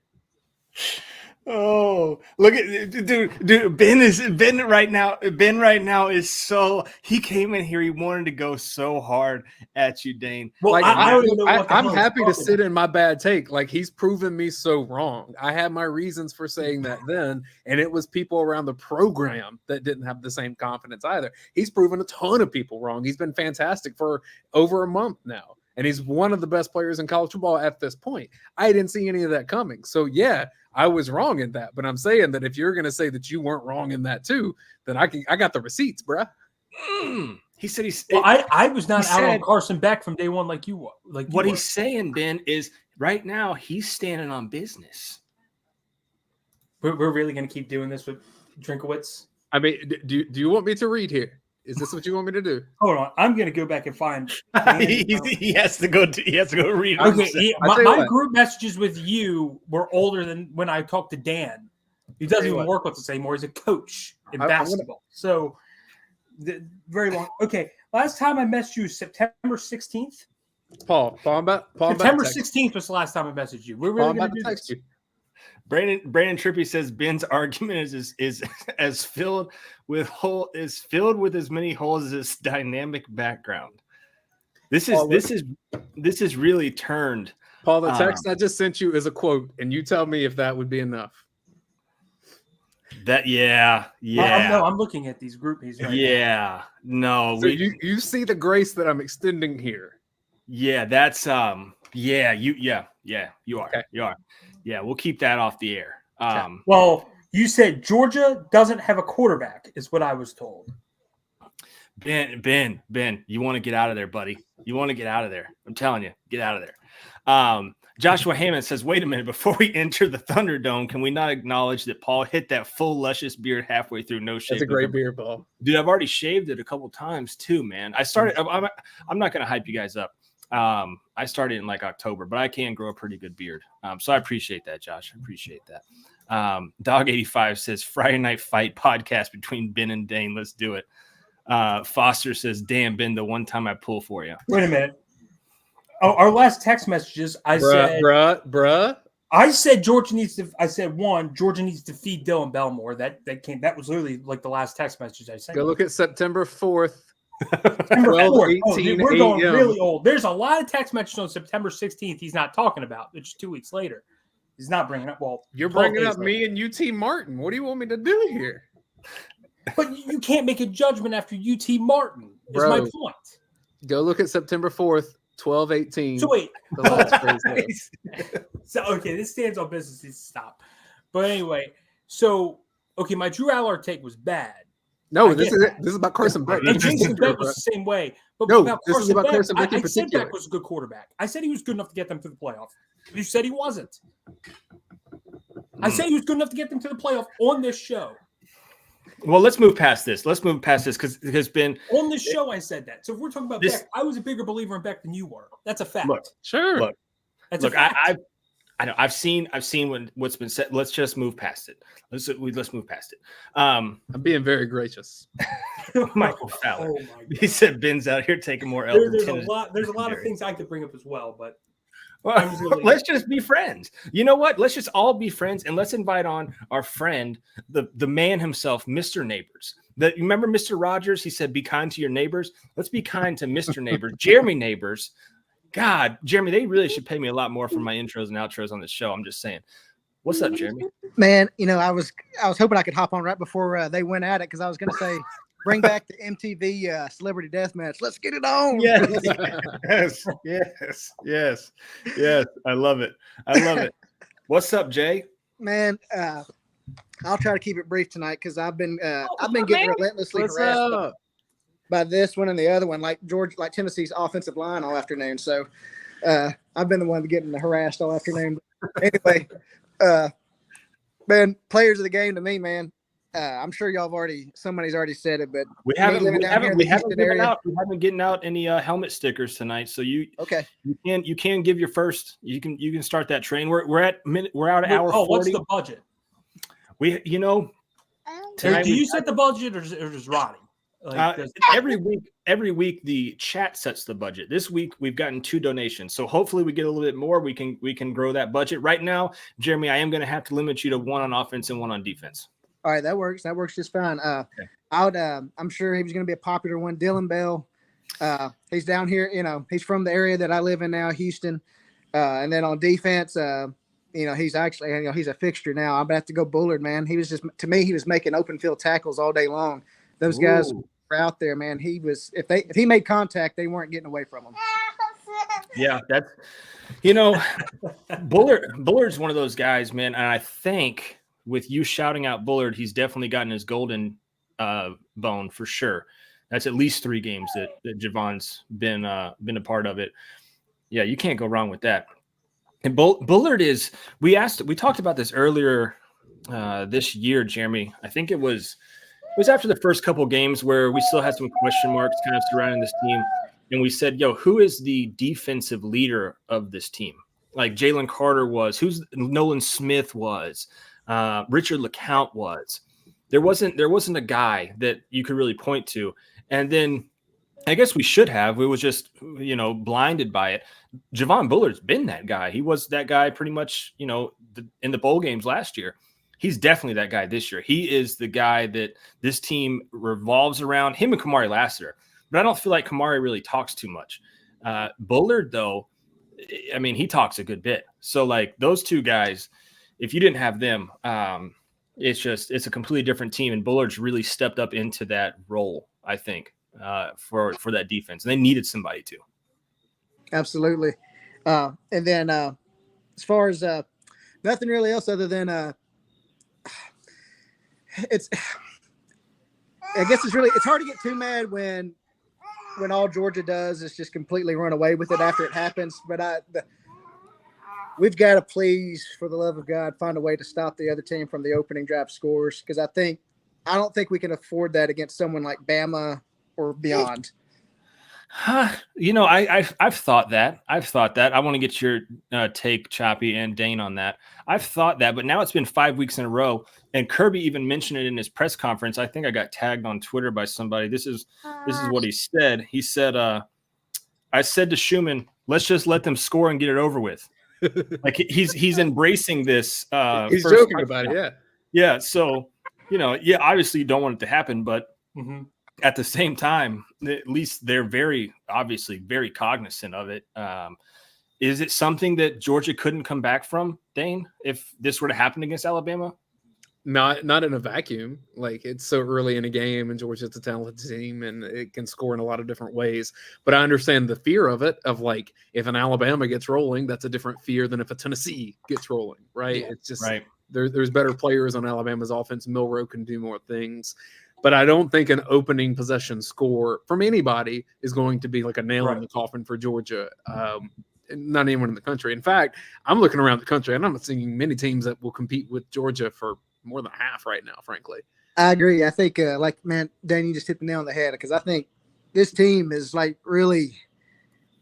this team couldn't have picked a better time to hit its stride. Right. Bama's hitting its stride too, but I think, Georgia, and I really don't know what Bama's injury status is, but for the first time all year, Ratledge aside and any of the others, they're like healthy. So, everybody be warned, when this team's finally healthy, and just look out, I mean, you start looking around right now, and this is the natural thing to do when you're in Georgia's position as someone that covers Georgia, or the folks that are watching mostly Georgia fans. Like, Georgia probably shouldn't be scared of Michigan or Ohio State right now.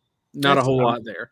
Michigan's getting worse as the year goes along, in my opinion. Correct. Not just a head coach thing. Like, I'm not full. Like, these people say J.J. McCarthy's a top 10 pick. I don't know if he's a first round lock at quarterback. Did y'all watch that game today? Yeah, he was terrible. Like, I mean, his passing was very questionable, and all I was doing was like just licking my chops. Like, man, I can't wait if Georgia, gets the opportunity to play these guys again, because I think, again, I called him a juiced up version of Kentucky last week. I still think that's what they are. McCarthy, maybe he can run a little bit, but his passing looks questionable, and I think Georgia will punch him again and punch him in the mouth again and again and again like they did 2 years ago. Because the way I'm looking after this year, they're screwed. They're screwed after this year, especially if Harbaugh leaves. They're losing 20 starters after this year. 20. Speaking of JJ McCarthy, Jeremy, 12 of 23, 141 yards and 1 interception today. QBR of 53.3. Meanwhile, the QB in your backyard, I think, had a QBR of 196, if I'm not mistaken. I'm pulling that off my top of my head here. Let's see. I'll get to you real quick. 298 yards, 3 touchdowns, and it says 93.1 QBRs based out of 100 on here. So, yeah. Between Jordan Travis getting hurt, and we'll see what Florida State becomes. Like, all of a sudden, I'm looking at it and saying more and more the national championship's likely in Atlanta this year. And then they'll go on and play from there. Oregon, I think, presents some challenges for anyone. Texas, especially when offensive viewers is there, like, that presents some more challenges. But overall, if I'm Georgia, there's no reason to be scared of Ohio State, of Michigan, Washington. There's just not a whole lot at the top there that Georgia and Alabama, I think, is going to be very, very, very pivotal. Maybe both make the playoff. I suppose that's possible depending on what happens. I think there's a scenario now, Dane. It seems unlikely, but there's a path. There's a scenario you could get 2 SEC, 2 Big Ten. If Florida State loses now, which without Travis, they can lose any game now. Yeah, but then Louisville's in if you do that. Oregon State can be the spoiler of the whole playoff. If they beat Washington and they beat Oregon, a 1-loss Georgia would get in my opinion, over a 1-loss Washington or 2-loss Oregon, in my opinion. Let me ask you. Florida State 1-loss, you're screwed. Especially, I think the committee's going to factor in how they've looked, and they don't have their quarterback. So I think Florida State's screwed with 1 loss. Well, Georgia needs to root for Florida next week. Texas is the interesting piece to all this. That was something I wanted. I was interested in asking y'all. What do y'all think of this of a scenario where Florida State manages to stay undefeated?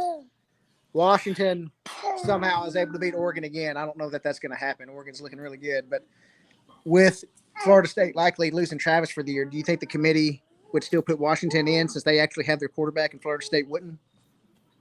That's tough to hurt a team if they're undefeated, and take them out because it's almost like you're saying we know you're going to lose this game, so we're just going to not make you play in it. That tends to not be how the CFP does things. I mean, they may talk about it a little bit, but if it's that close, question at that point, the committee wants the 4 undefeated Power 5 champions, so they you can't complain.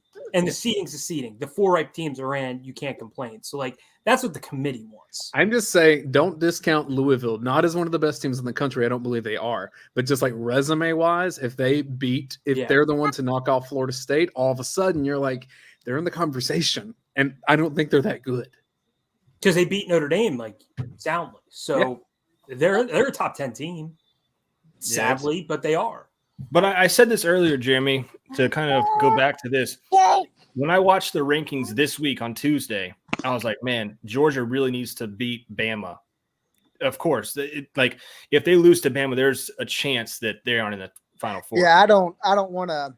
I have no problem thinking that we can beat Bama once, but beating them twice potentially, I think is a tall order. I mean, if you beat them, they'd be out. A 2-loss Bama is not getting in. Right. So my thing is, it's going to shake out this week and next week, and you're going to have maybe 5 teams left when it's all said and done. So I think you're good there. Also, college football is weird. I know it sounds absurd, but like I think that Bama could be in a tough game with Auburn next week. Why? I have no idea other than college football because I've seen it happen before. True. Jeremy, man, we appreciate you as always, my friend. Awesome, man. Y'all hit that like button, guys, and I'll catch the rest of the show on podcast, man. Y'all have a good one. All right, man. Have a good weekend. Paul, I'm about to slide out as well. All right, Dane. You take it easy, my friend. Oh, whoa. Oh no, I'm saying now it's me and Paul. Oh okay. No, I'm not standing here with you by myself. There's no chance. I sent more quotes to Paul, so he's seen. Yeah, I'm being graceful. See you. I'm just going to screenshot our whole conversation just like Paul decipher because there's a lot of crap you said, Dane. I'm not. Hey, you're acting like this is middle school.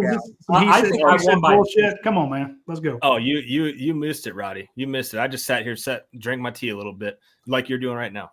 So, well, actually, coffee in the mug Dane gave me, so it's getting used. Thank you very much, Dane. Go Masters. He knows how to take care of the boss. Yes, sir. See ya. By the way, that had to get a little coffee there. Not much of a coffee drinker, but you had a little fiddler to it. It's good. Yeah. Hey. Doing a little something. You want me to bring on? You said you wanted to go bald on bald. I need to rip up the shirt off, and get some dirt on my face. I'm gonna fight Randy because I actually like Randy. I like Randy. I'm jealous of Randy because he does a better job than what we do. But hey, I was just better microphone to me. He sounds clear. He sounds like what do you got there? You got a shore or what? No. I don't dig on the shores, man. That's not my. He literally sounds like if God was talking to me right now and was like, "Hey, Paul." It's a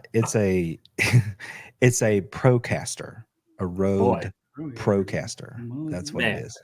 You could take me to sleep right now, Randy. Just go ahead, my brother. Well, I mean, read that depth chart, Randy. I was going to say, yeah. Start reading the depth chart. Would you mind? I was going to say, I was just sitting here looking at what a historical day like this is for the University of Georgia, right? I mean, well, clearly, all right. Let's run through some numbers then. 28 straight wins overall, 38 straight regular season victories, 27 straight SEC regular season wins. That's nuts. 20 straight wins versus the East, 14 straight road wins, 11 straight wins versus ranked opponents. And them dogs back up. I mean, I mentioned the 14 road wins earlier. Yeah. I started the show with that, just thinking how nuts that is. Give me that last 11. 11 straight wins versus ranked opponents. Damn. And them dogs. Paul did the same thing I did. Them dogs are now 44-1 in their last 45. I'm 47. Whoa! You just kind of went over that one really quick too. 44-1 in their last 45. 45. And I think Roddy had this earlier. I think. That's okay. You can steal from me. That's fine. Well, okay. I'm not sure. I'm not sure. Whatever. I know I had to email the SEC this last week because I was thinking ahead to this Saturday, and I knew that it was going to be a big one for the 28th win, right, to tie the SEC record and the Bama teams from the 70s. And I asked the SEC the question, has a team ever gone undefeated in regular season SEC play 3 consecutive years? And of course, the answer, as you heard on the broadcast today, was no. But the last Georgia team, or the last team to go 3 years consecutively undefeated in conference play, were the Georgia Bulldogs during Herschel's days. This Georgia team is now the first team to ever do it in an 8-game schedule since they split into divisions in 1992. So there is history everywhere on this team. And you look ahead to Tech, I have to think they're going to win that one. That's 39. I believe they're going to beat Alabama. That's 40. And then if they make their way through the playoffs again. Wouldn't it be 29 and 30? Did I say it wrong? 30. Come yeah, on. okay. If they win next week, they will have the record. And they'll have the record. Yeah. Thank you. You're good. 29 and 30. And then the playoffs would be, 4 more if that were to happen. So if you look ahead to next season, they open against Clemson. I don't know. How long does this thing go? Allow yourselves to dream. We did that. So here's the thing. Here's the funny thing. I think we did this Roddy and I did on the national championship broadcast, because 65-7, everybody, the first hour was like hoorahs, but then after that was like, hey, let's start talking about next year and this whole schedule and everything. And we weren't math majors, Roddy and I, obviously, but we did find our way to the Georgia Tech game being the 29th game. There you go. We did not go into next season yet. Now, I would beg some caution on that, Randy, because you do have to go through that SEC championship game. Then you've got to win you've got to win the playoffs, right? Oh, for sure. But, like I said, but you go into next year, you could be like 35-36 pretty easily, I think. Paul, also a quick point. If they beat Bama in the SEC title game in 21, they would have the longest win streak ever in college football history. They would have had that if they won that game. I mean, 45 or 44-1. Yeah. And for the record, 12-0 is as far as I'm looking. Okay. Well, I've said forever, even in Atlanta, you take your best shot, and then the playoffs, nobody knows. I mean, we can all assume that this team, I agree with what you guys were saying a minute ago. I haven't been scared of anybody else in the top 5 for the last month. And I haven't seen anything today that's made me think any different. So, I mean, Georgia can beat Georgia, but as far as lining up and somebody whipping those dogs, it's hard to see. It's really hard to see. That's a good point, Randy. I want to mention real quick is what Foster Moss said. Is that Georgia's the last SEC East champs. And last week when they clinched it, we didn't even freaking talk about it. Yep. That's a cool fact. Don't get me wrong. Mark Richt is one of my favorite coaches of all time, right there with Coach Donnan, who I sit next to and bug all the time. But Mark Richt, I know he's a good man, good coach. Winning the SEC East was a big damn deal. Yeah. It always is. It's like, I did mention it last week for a second. I mean, we mentioned it, but did we celebrate it? Did we talk about? This is what I said. I said if this was a Mark Richt team, that would have been the lead of the show. And nothing against Mark Richt, but that's what we would have been talking about. That's true. We didn't talk about it besides the fact that this is a totally different team. They won it again. Yeah, third time in a row. Yeah. And I think Foster Moss, it's the last division. You get to walk out. That's another ring. SEC East ring, so you get that one. And so, Randy, I'm loving the litany of records because it's so easy after they've lost or, next season, you're changing out almost the entire offense. Yeah. I mean, you're losing your top 2 receivers. I'm including Brock as a receiver. You're losing your top 2 running backs. You're losing 4 of your 5 starting offensive linemen. You're likely losing your quarterback. You're going to have 4 new faces in the offensive line, new tight ends, new receivers. Guys that you've seen before, but it's not the same guys that are putting up all those crazy numbers. And the schedule gets exponentially harder. We'll find out December 5th exactly what the thing lines up, but you've got some really tough road games in there. And I think it's good to go down this list, and say, look, other than it being a streak, this is the 1980 to 83 era that you mentioned, because these are those golden years. These are the years you're telling your grandkids about. You were there. And so this is a good stop and smell the roses with a professional narrator kind of explaining it to us with that voice from on high going, hey, pay attention. You're 11-0 in rank. Nobody does that. No one beats 11 ranked teams in a row. No one wins 14 SEC road games in a row. It just doesn't happen. That's right. It happened for Alabama, and we're jealous of it, but now you're the team everybody's jealous of. That's right. And just to broaden the puddle just a little bit, before the season started, I had Matt Zimick. I don't know if that name rings a bell for you guys, but he's an old buddy of mine. He wrote for college football. Currently he's with Trojan Wire out at USC, but he was with Matt Zimick. Oh, okay. I thought they were talking about the guy that was. I think he's with 24/7 now. No, Matt was with College Football News way back in the day, so just been around forever. And I asked him, I said, when those USC teams under Pete Carroll, when they were doing what they were doing, I remember looking at them and saying, that's what a dynasty looks like. To me, that was the first dynasty. And I said, I don't view what Georgia is doing as dynastic. And he proceeded to attempt to put me in my place and say, well, Randy, if you're going to look at that Carroll team that way, then you have to look at this Georgia team that way, especially if you backdate this and say, well, let's just go back to 17 and start there. You're looking at 6 years where the numbers are just mind boggling. And they've backed it up with a couple of titles with the opportunity to win more. So I have yet to utter that phrase and declare it, on my platform as that. But you can sure make one hell of an argument for it. And you want 3 titles before you call them a dynasty, don't you? Well, no, it's not even about that necessarily. It's just about when it's more like when you think of who's the Death Star, right? Georgia's rapidly approaching Death Star status. That's, and I don't know, that feels really weird to say as a Bulldog. And to step it up, I mean, you mentioned the 80s teams, the early 80s. This era is better. It's clearly better. I mean, multiple national titles, and then all the numbers we just ran through.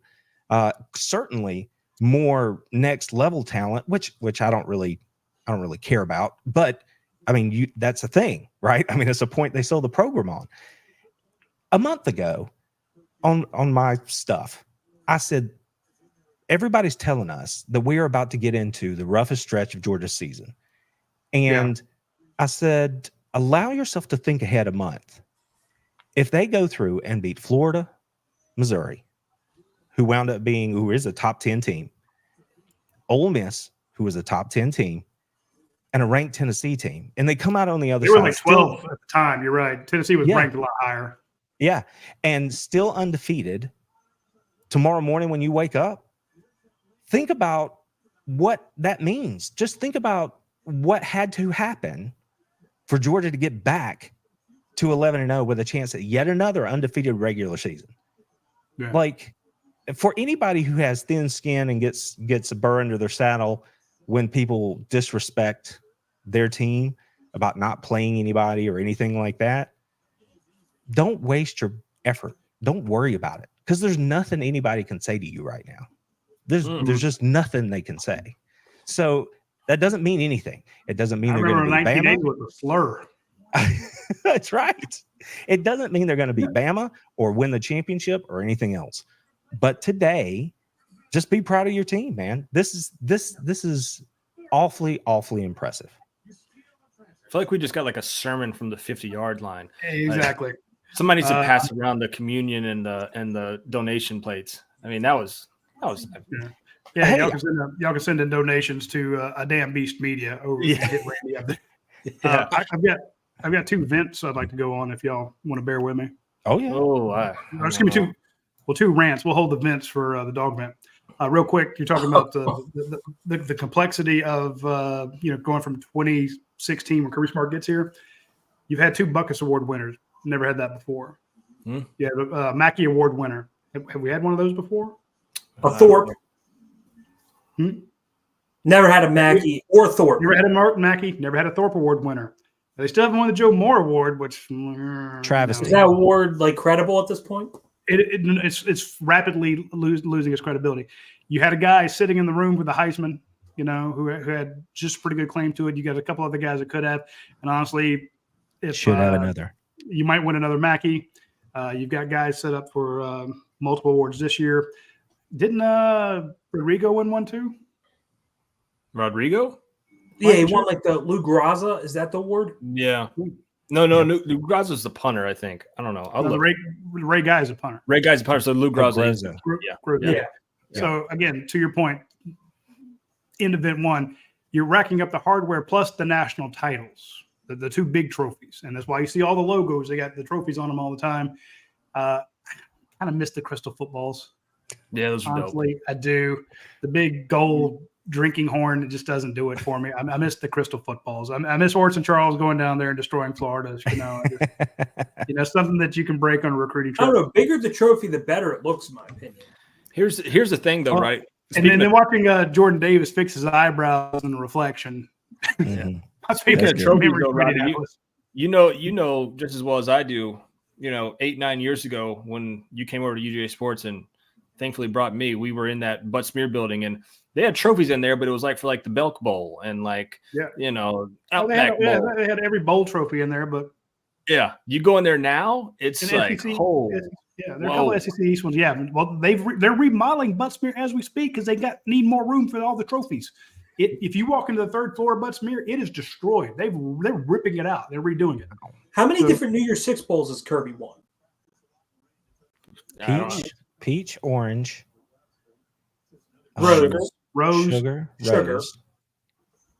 Dude, has he hit for the cycle? I don't need know. cotton. You got to put him in the orange. Right? They won the Orange Bowl.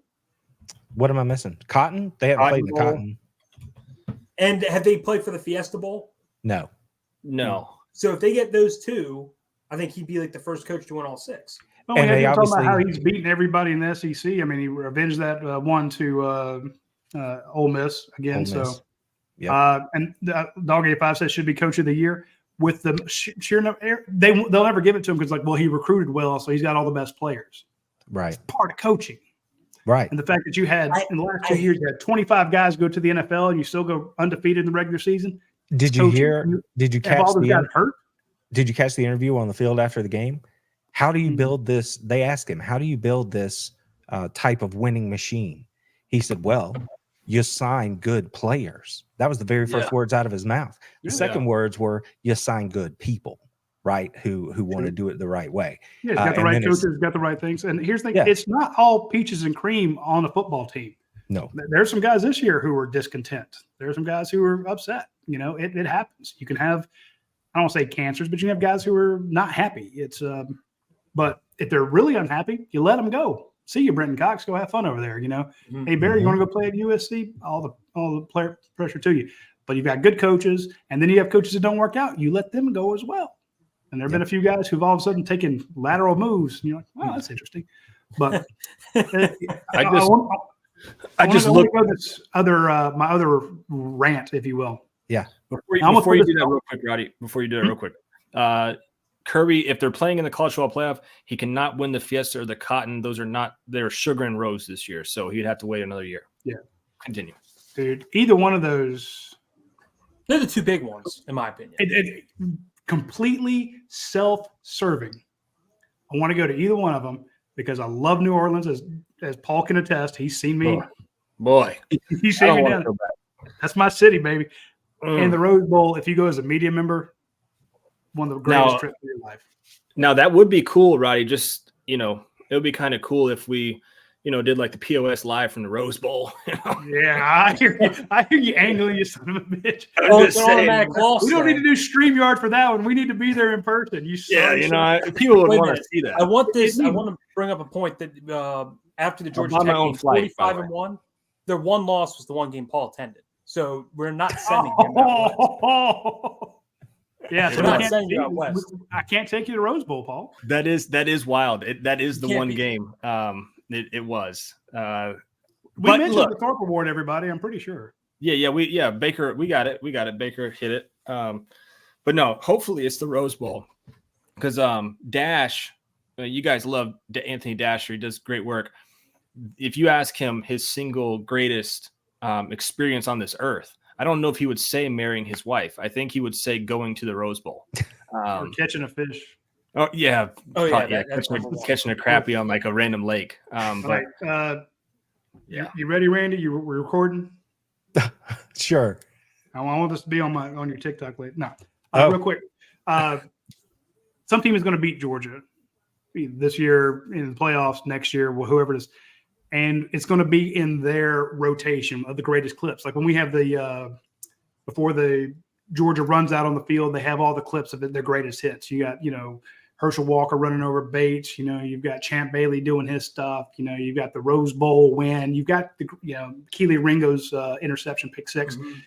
You got your best of. The first team that beats Georgia, this will be in their highlights forever.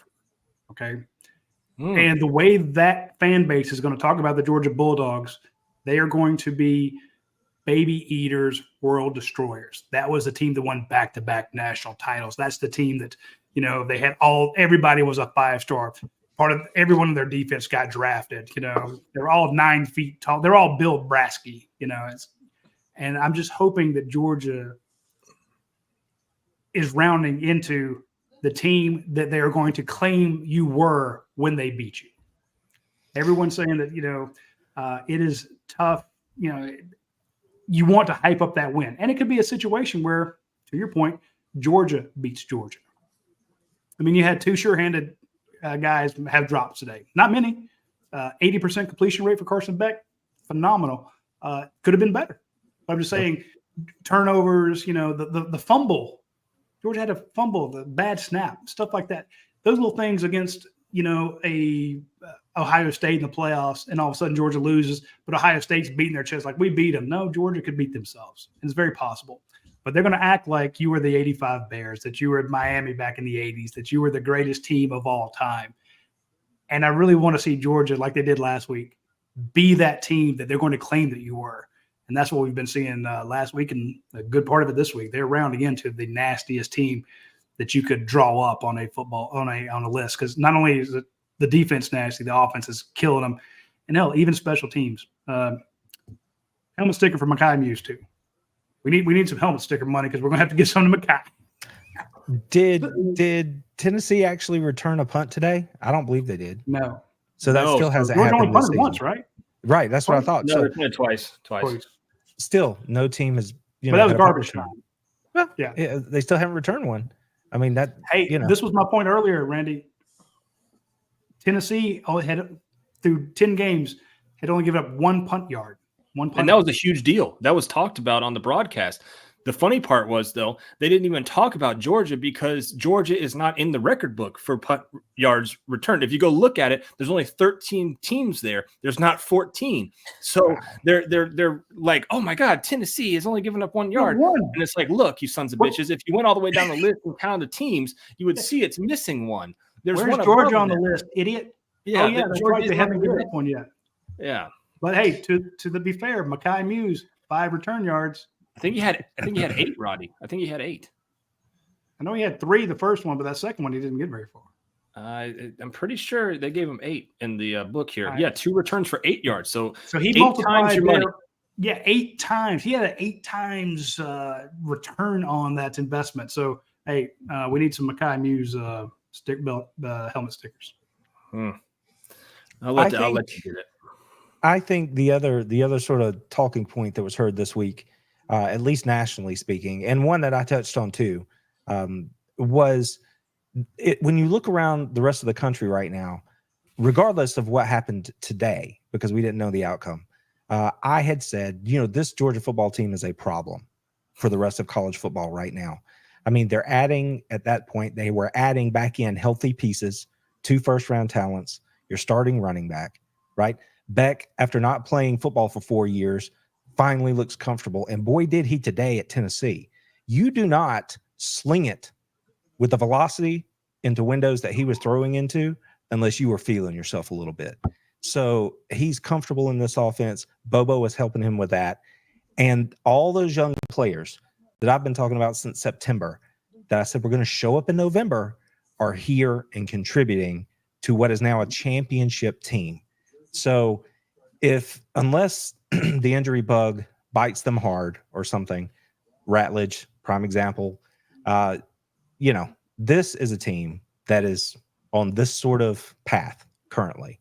And when you put something in front of them, that's right. And most people, I don't know, the first half of the year, it just felt like people forget. But they were injured then, is my point. You're expecting what we see now. But they had all their injuries early on. Now they're coming back while everyone else is getting injured. I mean, hey, let's give a little credit to Tennessee. Some of the best players are out. They lost, 2 linemen in this game? Yeah, they're beat up. There's no doubt. So they still would have stood a chance. My point is, Joe Milton, you're so deep that game 11, you're adding players back. Right. But that speaks directly to what I was about to say, which is they have just as many scholarships as we do, right? So develop your dudes. Go get better dudes if you don't like the dudes you have, right? Heupel, that's your deal. And if you're not going to do that, then take 38-10 every year. I mean, that's what it's going to be. So, but this team looks to be leveling up. And when you put something in front of them to chase and you get them to focus, they're a problem. So that's a very good point. Well, These last 3 games, they've had to truly focus in. And we aren't seeing the stunt. Like we saw the first touchdown. Again, Kirby's kind of made a joke out of it at this point. Like I think he said to tell Schumann just to let him run it in. That's what, like in the press conference, he's making a joke out of it. But this team locks in. We aren't seeing how they played against South Carolina or Auburn. Now let's see if they lock in against Tech. That's Tech. They think they can run over Tech. Yeah. Let's see if that mindset changes, Randy, from what we saw in the beginning of the year to now they're fully focused. If they come out there and just whoop Tech's ass and don't play with their food like Anthony Spano said earlier in the show, then the Reverend, yeah, which he made me say a bad word with his name that he put on there. Is he actually a Reverend? No, hell. I was going to say, if you listen to that guy, I'm like, there's no way I'm attending a church. I'm sorry. Dude, I'm going to that church. I would definitely go to that church. That's going to be some snake handling sons of bitches there. Man. Yeah, you're going to be speaking you're going to be talking in tongues when you walk out of that thing, my boy. Paul, you have to speak in tongues to get in. That's like the code word. You know, Yeah. Paul, they got the sliding door like a speakeasy back in the 20s to get in. What's the password? Come on in. You know. Yeah. I agree with Randy and Roddy's point about scholarships and recruiting because I heard certain people in the media who, and they still to this day say this about Kirby Smart. I know they say, oh, well, he's a great recruiter. Well, that's your job is to recruit. Like, I hear this all the time. Jim Harbaugh fits the NFL better. We're not talking about the NFL. We're talking about college football. So, like, I hate when people use that when it's like, okay, that's how you get players. You don't have a GM in college. The coach is the GM. The coach is the head coach. He gets the players. He's the GM and the coach. Yeah. That's what the criteria of being great college coaches. We're talking about college football. So I hate when people say that. And when we talk about injuries, it's lazy. I agree. It's if you want to talk about front, your front, like your top 30 guys versus top 30 guys. That's where the difference is because Georgia's next 30 guys is so much better than Tennessee's next 30 guys. And that's development because a lot of those next 30 guys are freshmen and sophomores. Yep. And they're developing those elite young recruits at that young of an age. So, and it's not. I appreciate that point because there are legit media people who crap on people for being good recruiters and saying they're fraud coaches when your job is to recruit to get the players. So, and to Uncle Sam's point here in YouTube, he said Ladd and Bullard were both 3 stars, and I wouldn't trade either for a player from Tennessee. So you have to develop those guys that aren't 4 and 5 stars as well. Hey, Paul, did you go see a 3-star cornerback one time on a signing day? Oh, Eric Stokes. Yeah, I was the only one there. Yeah, turned out to be pretty good. And to what you just said, yeah.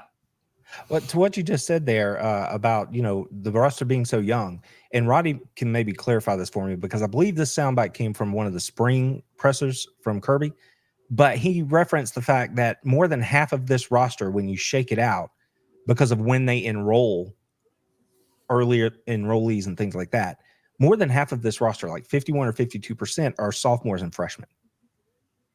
Yeah. So think about that. Right. I want to mention something else to go along with both your points. Not that again, I'm fighting with you, Randy. Just so you know, all the kind words are completely false. Ben's talking about, hey, it is part of your job to get the best players.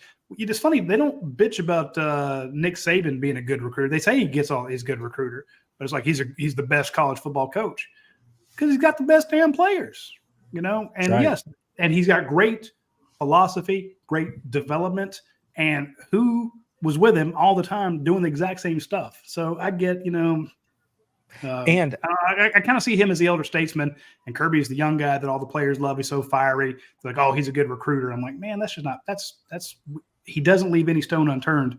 But to your point, what did Kirby also start doing the last few years when it comes to these recruiting classes? When do they show up? Oh, they show up in. I mean, there's nothing to talk about right now for recruiting. You've got Florida chasing their tail with guys. Georgia's got what, 2 or 3 open spots left? I mean, this class was locked up before the season started. And how many times all get here for bowl practice? Ellis Robinson. They were all here. Yeah, all those guys were practicing last year during bowl practice for Georgia's bowl game and the playoffs and such. Oscar Delp was here catching passes. Now what's he doing? AJ Harris. AJ Harris. He was here early, I felt like. Raylan Wilson? It's like he was before Wilson. Yeah, Wilson was a huge one, yeah. So you had 17 one year, 19 the next year showing up. Not only they get bowl practice, then they go through spring practice, and then all of a sudden you're able to take a true freshman and CJ Allen and say, look, we're going to put you in the middle of the defense on the road in the most it's the most complicated, but one of the most complicated, talking to scouts. I'm not gauging this, isn't my opinion. They say that is a complicated defense. If we take anybody from that defense, they can play in the NFL because they've run some defensive schemes. It is incredibly tough. You got a true freshman out there making some pretty tough calls on what they're supposed to do. In Neyland Stadium. You don't do that by showing up in June. That's right. And you don't have to be 6-6 to get a benefit from extra bowl practices. They're invaluable. Georgia is the flip side of that coin, right? And they make good use of that time. Dog 85, another good comment. Wasn't Texas A&M great at recruiting? How's that worked out for them? Well, they were good at mercenary buying, or however you want to think about it. Maybe some of them are available. Yeah, true. Josh Hammonds. Josh says Georgia hasn't lost since Ben was only known as Choppy. We didn't know his real name. When you came out, have the Dogs lost since we've known your real name? They've won the championship each of the 2 years. I'm just saying, maybe it's him. Yeah. Maybe we need to take him to LA. Just to circle back on that Georgia Tech point that was made earlier. Think back, was it a month and a half maybe? They asked the players, Kirby and a couple of the players, what the top rivals were. And somebody, I forget who it was, said, well, for Kirby, it's Georgia Tech, which kind of took me back. I thought it might be Florida. But I have zero doubt that they're going to be ready to play Georgia Tech. Zero, especially on the road. Look, for whatever, I don't know. Yes, you're right. You're very correct on that. I think that's been documented that Kirby does not like Georgia Tech. Obviously, Bobo doesn't either. Obviously, Muschamp doesn't either. These young kids, man, like Ben, how old are you? 11. 24. So you added 3 years on that because you took so long. So you're 21 years old. So I turned in September, so I'm trying to. It's just a month ago. Yeah, use your brain. I understand it's tough. So 24. Is Georgia Tech a rival to you? No, not really. Like I'll tell you because he's Roddy around the same age, Randy, as these Hurst. kids that are playing in these games. This isn't a rival. This isn't a rivalry, and I hate to say that because when this was a rivalry, it was a damn fun game. Because like my stepfather, Tech grad, my brother-in-law, Tech fan. One of my best friends growing up, Tech fan. His dad was a Tech fan. I watched the Orange Bowl with him when they went to that. Now it's not there anymore. It's just lost its luster. I hope that Kirby doesn't have to bring fake energy for this, is what I'm getting at. The kids don't care. Go ahead. No, I don't think it'll be a fake energy. I just think that there's two things that I think drive it. One, it was even better when it was an option. They hated playing it, but they knew they had to focus, right? But now that they're not running that offensive scheme, you have the fact that, again, that's a good point. Let's remind everybody of how many Bulldogs are on this staff, right? It's just chock full of dogs. So everybody's going to look at Georgia Tech and say, this game's for real.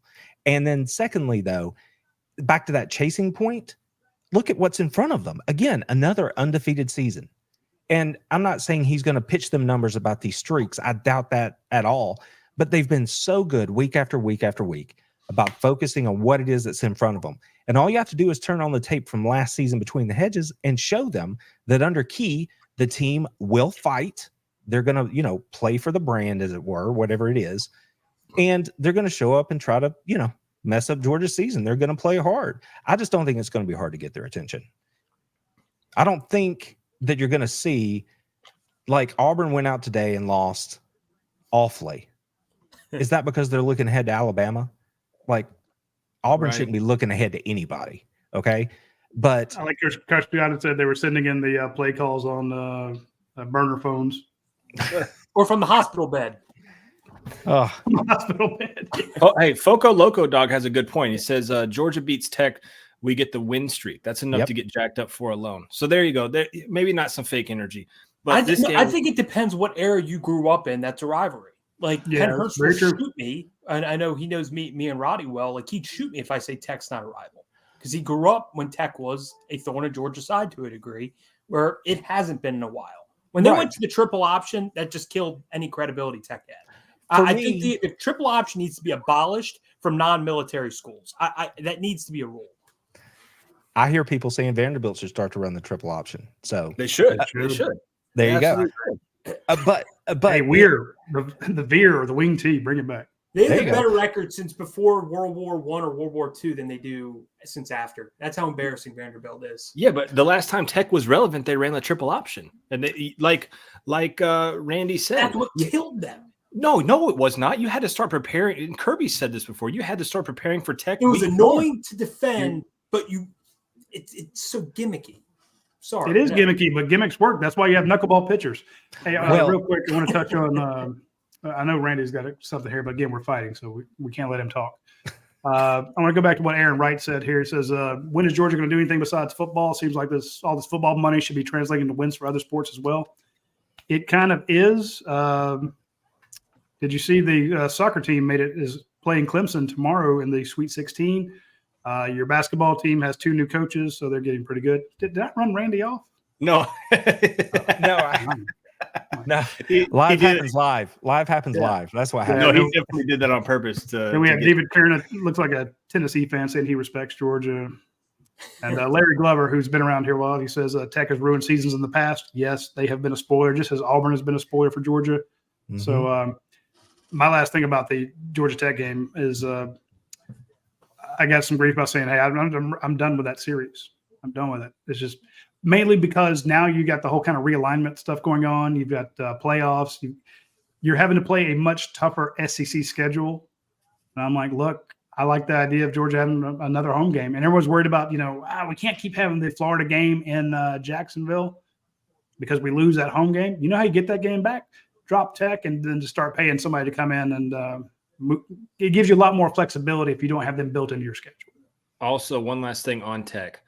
You have nothing to gain but everything to lose playing them.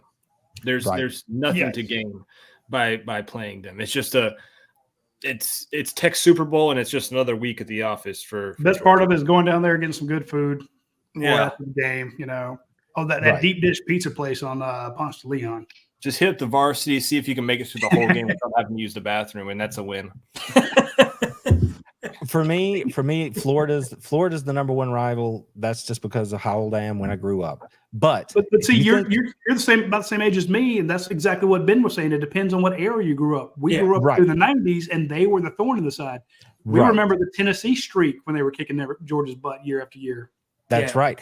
But I will say this: lose that game against Georgia Tech, and see how that fire feels.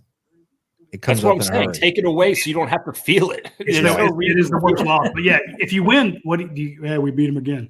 Yeah. Mm-hmm. Yeah. Oh, it's a big. You're right. If you get that win streak, then it's over. You're dead. Exactly. Well, hey, we're done with you. Yeah. And again, it's never going to happen. The powers that be in this. I know a bunch of them, especially on the Board of Regents. It's not going to happen. So I obviously got into this late, about an hour and a half in, and I've been here for a while, so thanks for letting me stay. But did anybody actually call in tonight and have something they were bitching about? Anybody complaining about anything? No, for this is the second week in a row.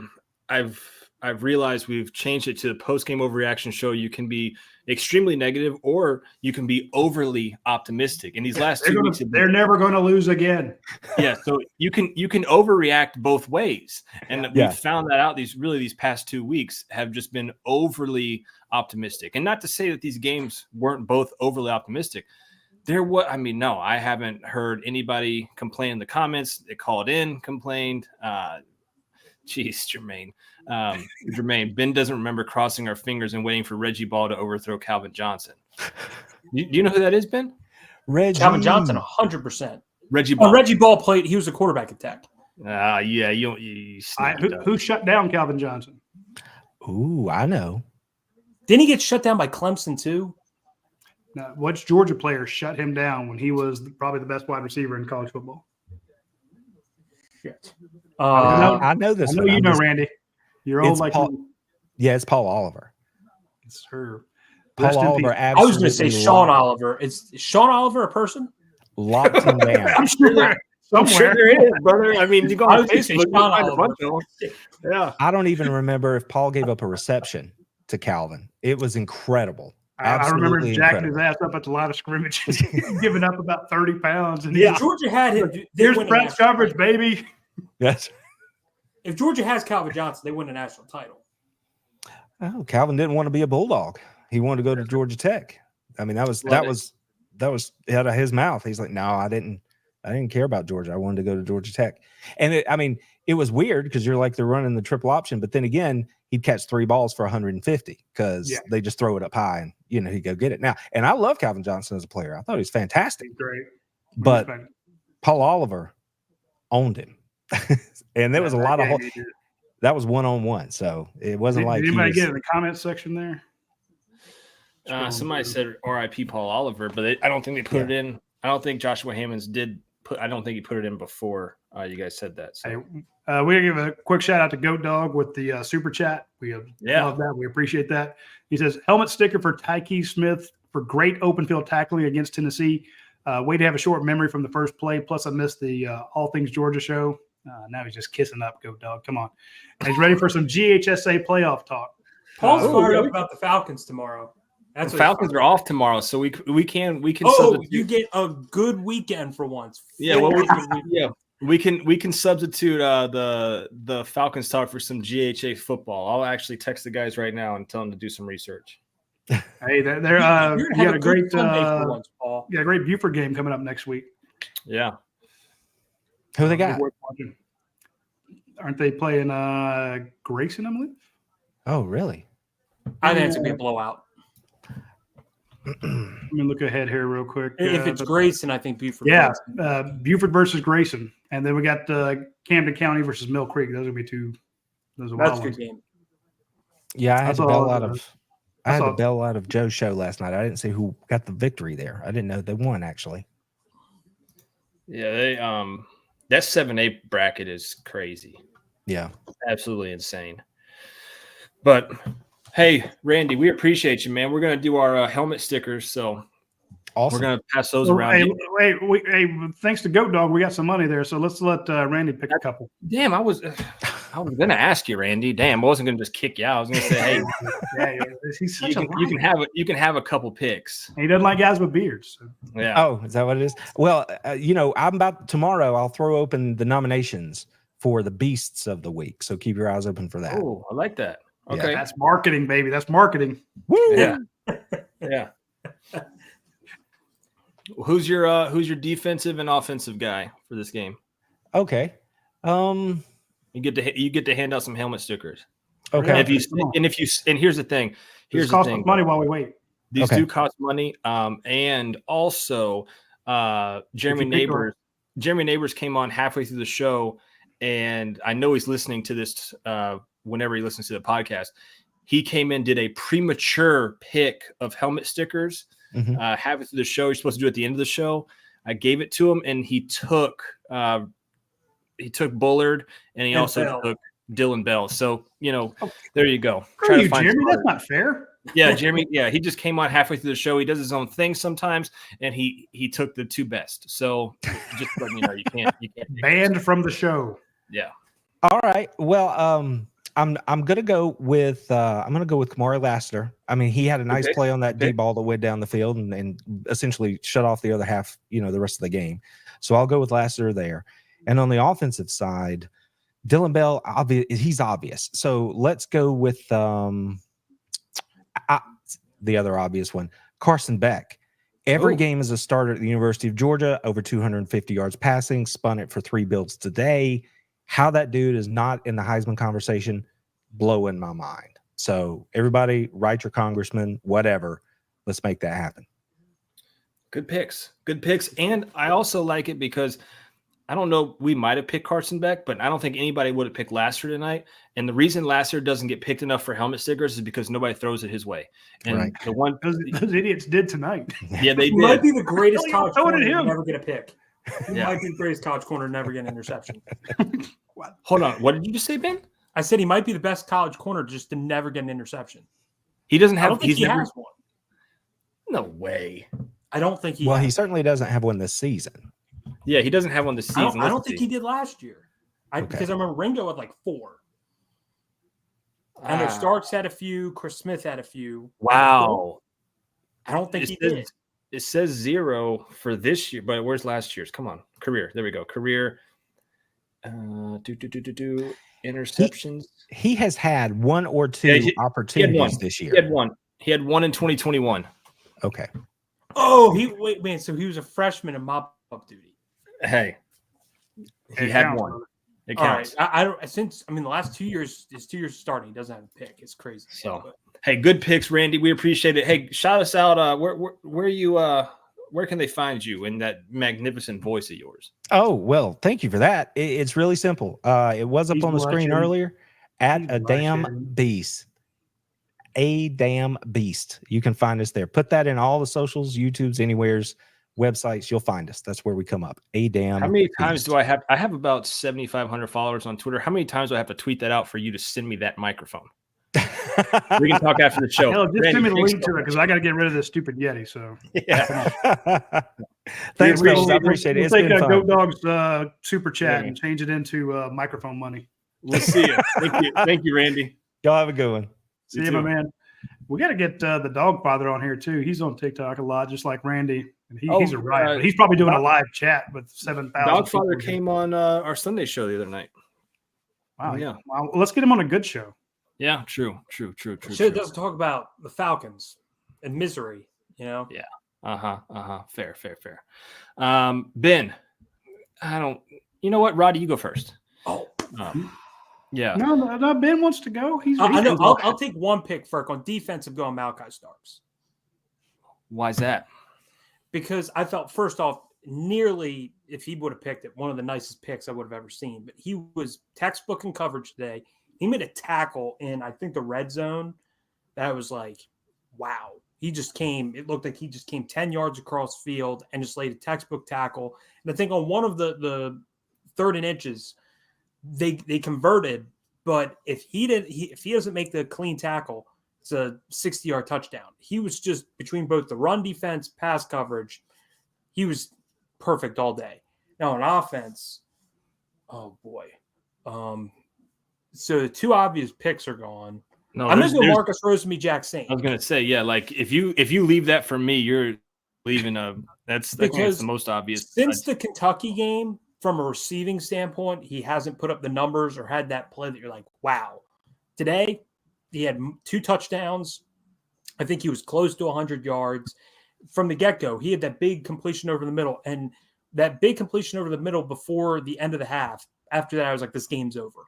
Tennessee has no chance, even if they start to gain some momentum on offense. To me, Marcus Rosemy was easily one of the 3 or 4 best players on offense. Easily, yeah. Roddy, before you give your picks, you go ahead. It's getting late at night. You've got something pulled up there on the back screen there. What exactly is that? What is that? That's the Thanksgiving next week. Mm-hmm. And real quick, I want to thank all of you who have been following us on Facebook. We never went out and bought a Facebook page, so I know this is and we just had like 100,000 followers on Facebook, which is great. No, that's awesome because some people in this industry, what they do when they start a new business is they go and buy a giant Facebook fan group and then just start putting all their content on it. We've grown ours organically and we're at 100,000 now. We just hit 41,000 on this YouTube channel, so we are very thankful for you. Another way you can be thankful next week, other than being thankful that you're on this crazy winning streak with Kirby Smart, is you can go to the Rogue Shop and use promo code Bulldogs10, Bulldogs10, no spaces. Doesn't have to be uppercase, lowercase. Just type in Bulldogs 10. You get 10% off anything at the Rogue Shop. And if you've always wondered, I don't know about those gummies, I don't know about the stuff at the Rogue Shop. I've got chronic pain and I have trouble sleeping at night, but I don't want to, spend $25 on gummies. I don't know how they're going to affect me. You can get these sample packs. They've got one that's normally $23. It's on sale for $17, and it has multiple little samples in it. And they've got 2 different thankful packs, as they call them. They got a Delta 8 sample pack and a Delta 9 sample pack. And it's just a great way to try this and see if they're for you. So if you have a chronic pain issue, or you have trouble sleeping, or you just want to have something recreational, they have Delta 8 and Delta 9. It'll let you know this is for pain, or this is for night use. It'll say night use beside it. And it lets you know that if you're having trouble sleeping, this is the thing. Now, one of my best friends, Cheryl, she is beyond insomniac. I mean, it's chronic. It's debilitating. And sending her a pack of this. I'm like, here you go. And I've had other friends who've tried it who had trouble sleeping, and it's great. That pain cream you have on there, I have a knee that needs I need to get my meniscus repaired. I walked 6 miles today before the show, and my knee's hurting the whole time. It's been hurting for years. I need to get it, but when I have that pain cream and I put it on there, the cannabinoids take down the inflammation, and my knee feels better. So the whole point is Richard, the guy that started this company, because he was in chronic pain. He was in the military. He's played some college football, and he basically used up all the. He's like, these pain relievers, you can only get so many of them, and then they cut you off. And he founded a company with his wife. So check out the Rogue Shop when you get a chance. Absolutely, we appreciate them too. Huge sponsor of the show. Dude, he sponsors a lot of the rival sites, and the sheer number of people that have tried his stuff and rave about it is just through the roof. All right, real quick, give me your picks there, Paul. All right, I'm going to give my offensive one. See, I'm going to go off the beaten path a little bit. Arian Smith, 1 rush for 33 yards, but it's more about him being in there on the blocking plays, on the plays that aren't assigned to him. When he's just a decoy, and he's still giving it everything he's got, even though he's not touching the ball as much as he probably wants to. So shout out to him. That was a big play, that 33-yard rush, and I think we'll probably see some more gadget plays for Arian in the future. You guys have taken like all the good ones. Brock's still there. I left that layup for Roddy, but I'll take Arian. No, I'm going off the board, man. I'm going so far deep you won't see this coming. Okay, well then obviously we'll throw into Brock. 7 catches, 60 yards, and a touchdown, coming back and getting up and limping. Scared everybody. I think everybody lost their breath for a minute there. But shout out to Brock. On defense, I got to go CJ Allen. Stepping in again, like we talked about earlier, true freshman in Neyland Stadium, calling the plays out for this defense. 4 tackles. He had a pass breakup. This kid is the real deal. You want to talk about the next Nakobe, the next Roquan, this is it. And you're getting to see him as a true freshman. And that'll be my helmet sticker on the defensive side of the ball. You said you're going so far down the board. Well, let's see what you got, Roddy. Well, I like the CJ Allen pick. Remember when he was in coverage, he had that pass breakup? Mm-hmm. That was a big time play. Yep. This is going to be a little weird on the offense because you guys have picked anybody that put up any sorts of numbers. So I would give one. If these guys hadn't been picked, I'd have made sure that they did. So tonight was the role player night. You had Arian Smith, Dylan Bell, and Marcus Rosemy-Jackson. Mm-hmm. Those guys, we have not talked about them a lot. The last few weeks, it's all been Ladd McConkey just killing everybody. And then Brock Bowers comes back, and it's those two. And then if it's not those two giving a safety, an absolute nightmare. If the safety covers one, the other one's open. Love it. Then they're going to rah, love it. And then we're like, oh, and they can also go to Arian Smith maybe, or they can throw to Marcus Rosemy-Jackson, or what about Dylan Bell in his multiple roles? So tonight was the role players, the guys that one of my favorite, I'm not big into corporate sayings, but it's one of my most firm beliefs. I believe it at UGA Sports, and you guys can attest to this. It's amazing what can be done when nobody cares about getting the credit. And we pull as a team, and lots of times when we break news, it's we report, it's not me, I. When one guy's like, I went to a game last night, I got audio, I'll send it to somebody else, they'll write it up. That person put their name on the story. I don't need my name on the story. Paul, you've done it 1,000 times. You've gone places, sent audio, choppy, you've written stories and helped out. It's just how we do it. If you don't worry about who's getting the credit, you can go a really long way. Those role players killed it. Everyone's picked them for helmet stickers, so I'm happy. Give one other helmet sticker. Oscar Dell drops a pass. I was going to say, yeah. What you got to bring me back in here. Yeah. All right. So, hey, Oscar Dell dropped one. Didn't have a catch. He laid some devastating blocks. Run game, he was everywhere. He laid the wood tonight. He's not the biggest guy out there. He's not a big tight end, but he hit like one today. He was constantly places. If you actually sit there and watch the game and you just watch for 4 and you see how many times he opens it up downfield, lights out. So definitely big on him. Did Kendall Milton get one? No. Kendall Milton, 3rd touchdown in 2 weeks. 3 touchdowns on the year. Yeah. So 127 yards last week, 66 yards this week. So basically right at 100 yards a game. Just just killing it. So playing the best. Now he did have a couple runs. They only got 1 or 2 yards, but I mean, a lot of that's blocking. A lot of that's going up against. This is a tough defense to run on. They're number 4 in the SEC. They only give up 111 yards a game. And if you'd let him stay in there towards the end when they had given up, he'd have killed him. So he got those 66 yards when it mattered most. It was tough. All right. Now to go off script on defense. That's a little tougher, kind of digging in the weeds there. But again, I'm going to go with the same process. Dalen Everett. You're like, oh, he got picked on. But he also played pretty well. I mean, there's a couple times where the guys it's a tough thing to stop. So as long as we got one to Tyke Smith, we got one to Javon Bullard, we got one to Smile Munden. I thought Jordan Hall needs one because that was a guy who came in, had 4 tackles, big 44 in the middle. When all those seniors are gone next year, and if you can get Tyrion Ingram Dawkins back because he had a nice stop there. If you can have him and Jordan Hall man in the middle, with Michael Williams beside him, Gabe Harris coming off the edge, it's going to be big. And Raylan Wilson didn't get in there enough to give him a own sticker, but keep an eye on Raylan Wilson. If you're going to have Raylan Wilson and C.J. Allen as your middle linebackers next year, you're going to have a pretty nasty middle linebacking core. Troy Bowles might be able to crack. He might. We haven't seen much of him yet. That's to an earlier point about the early enrollee. Troy Bowles of the 3 was not an early enrollee, and look at it shows. Yeah. Of course, Jalen Walker is going to be a monster, but they were ready for him. They had guys, trying to pick him up everywhere. But I know a lot of people like Dalen Everett. He gets picked on because you don't want to pick on Tyke Smith. Tyke's everywhere. You don't want to throw against Kamari Lassiter. So who are you going to throw against? And that guy gets grief, and people think that he's not good. But I'm like, when you're going up against maybe a couple at least one first round guy, probably Kamari Lassiter, and Tyke Smith, who's having, this is his 5th year.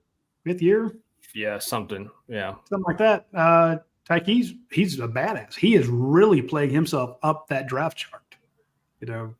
He was questionable a couple of years ago. Comes in, gets hurt, and he's a little undersized. But you saw him in pass breakups, tackles, leading the team with 10 tackles.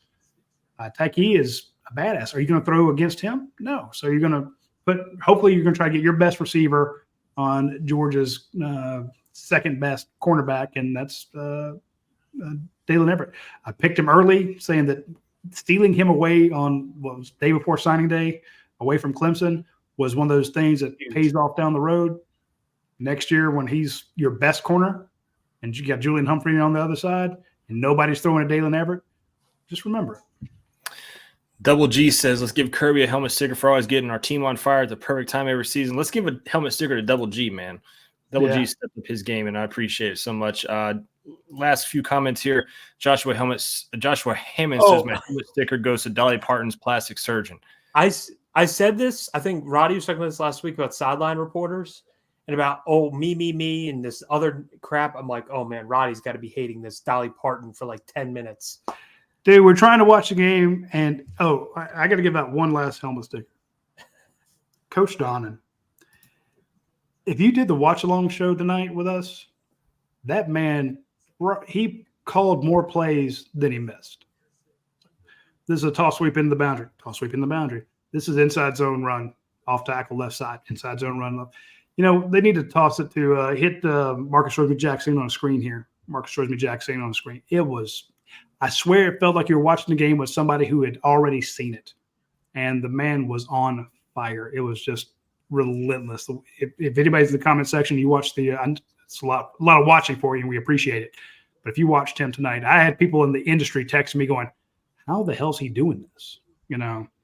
Like he sees the formation. He knows what he'd call. Remember, he's kind of a mentor for Kirby Smart and Mike Bobo. He's also in the Hall of Fame as the only coach to have led the NCAA with the best passing offense and also with the best rushing defense offense. So the man can run it or throw it, and he knows he's like, this would be a great time to run it into the boundary here around the edge. And they'd run it in the boundary and around the edge and pick up 8 yards. He was just on fire. Now, he does that every game, but tonight was he was on another level. So got to give one to Coach Donnan. Don and Stallions, Goat Dog They says. said Foster said him for offensive coordinator, fire Bobo. Yeah. Speaking of, Foster said he couldn't find the link tonight, even though everybody else and their mother found the link. He said Florida's going to beat. I think Roddy was on here when he said it. He said Florida's going to beat Florida State. Now, Florida State not having a quarterback, Foster might hit with the hot take of the year. Hey, all I'm saying is Foster said he was coming on the show, and he said he couldn't find the link. It's kind of crazy to me. All right, well, here's what. If he does that, we're going to have to send him a sample pack from the Rogue Show. Yeah, because obviously he can't find it. But, guys, we appreciate it so much. 3 hours now after a big blowout loss or back for Tennessee, big blowout win for Georgia. About just lost it all there at the end of the show. Yeah, let me. That gummy's kicking in, brother. Yeah, it's starting to go. It's starting. I do want to leave on this. I hate Tennessee fans. I don't say that about other fan bases. They suck. Tennessee's not the great, not the greatest. So people crap on Tennessee. If you go to a Tennessee game, they are good people. Roddy's anti-Auburn. More food, more beer, more daughters when I go to a Georgia-Tennessee game up in Knoxville than you'd ever imagine. It's they are friendly people, and they do a ton of volunteer work. Literally, I mean, I know it's the thing, but they're like, "Hey, on this food drive, we've raised $8 million on this housing project. Habitat for Humanity. We've done this. It's a nonstop. Every break, they're talking about something that they've done for the community. But the Tennessee fans that thought they were going to roll Georgia before the season started, yeah, you should feel comfortable about them coming to your hometown. Did it rain up there this week? Mm-mm. I thought if Georgia played Tennessee at a neutral site and it wasn't raining, they'd win. And with that, folks, we appreciate you so much. We'll be back next week, late night show next week. I'm actually going to be in Ohio broadcasting from my wife's family's house. And what, Roddy? I can't go. Last time you left, what happened? You couldn't even get on. No, they have Wi-Fi up there. They have Wi-Fi. She's got a little brother that plays Fortnite, so we're all good there. In Ohio? Oh, yeah. My brother's girlfriend are about to meet from Tennessee, so that might be a talking thing next week for Thanksgiving. Well, at least one of the Bachmans are getting some ass. We'll talk to you later on, folks. This is the UGA Sports Postgame Overreaction Show. I'm your host, Paul Mahary. That's Ryan Nabolsi, Ben Bachman. We appreciate your comments. We appreciate your super chats, and we'll see you next week.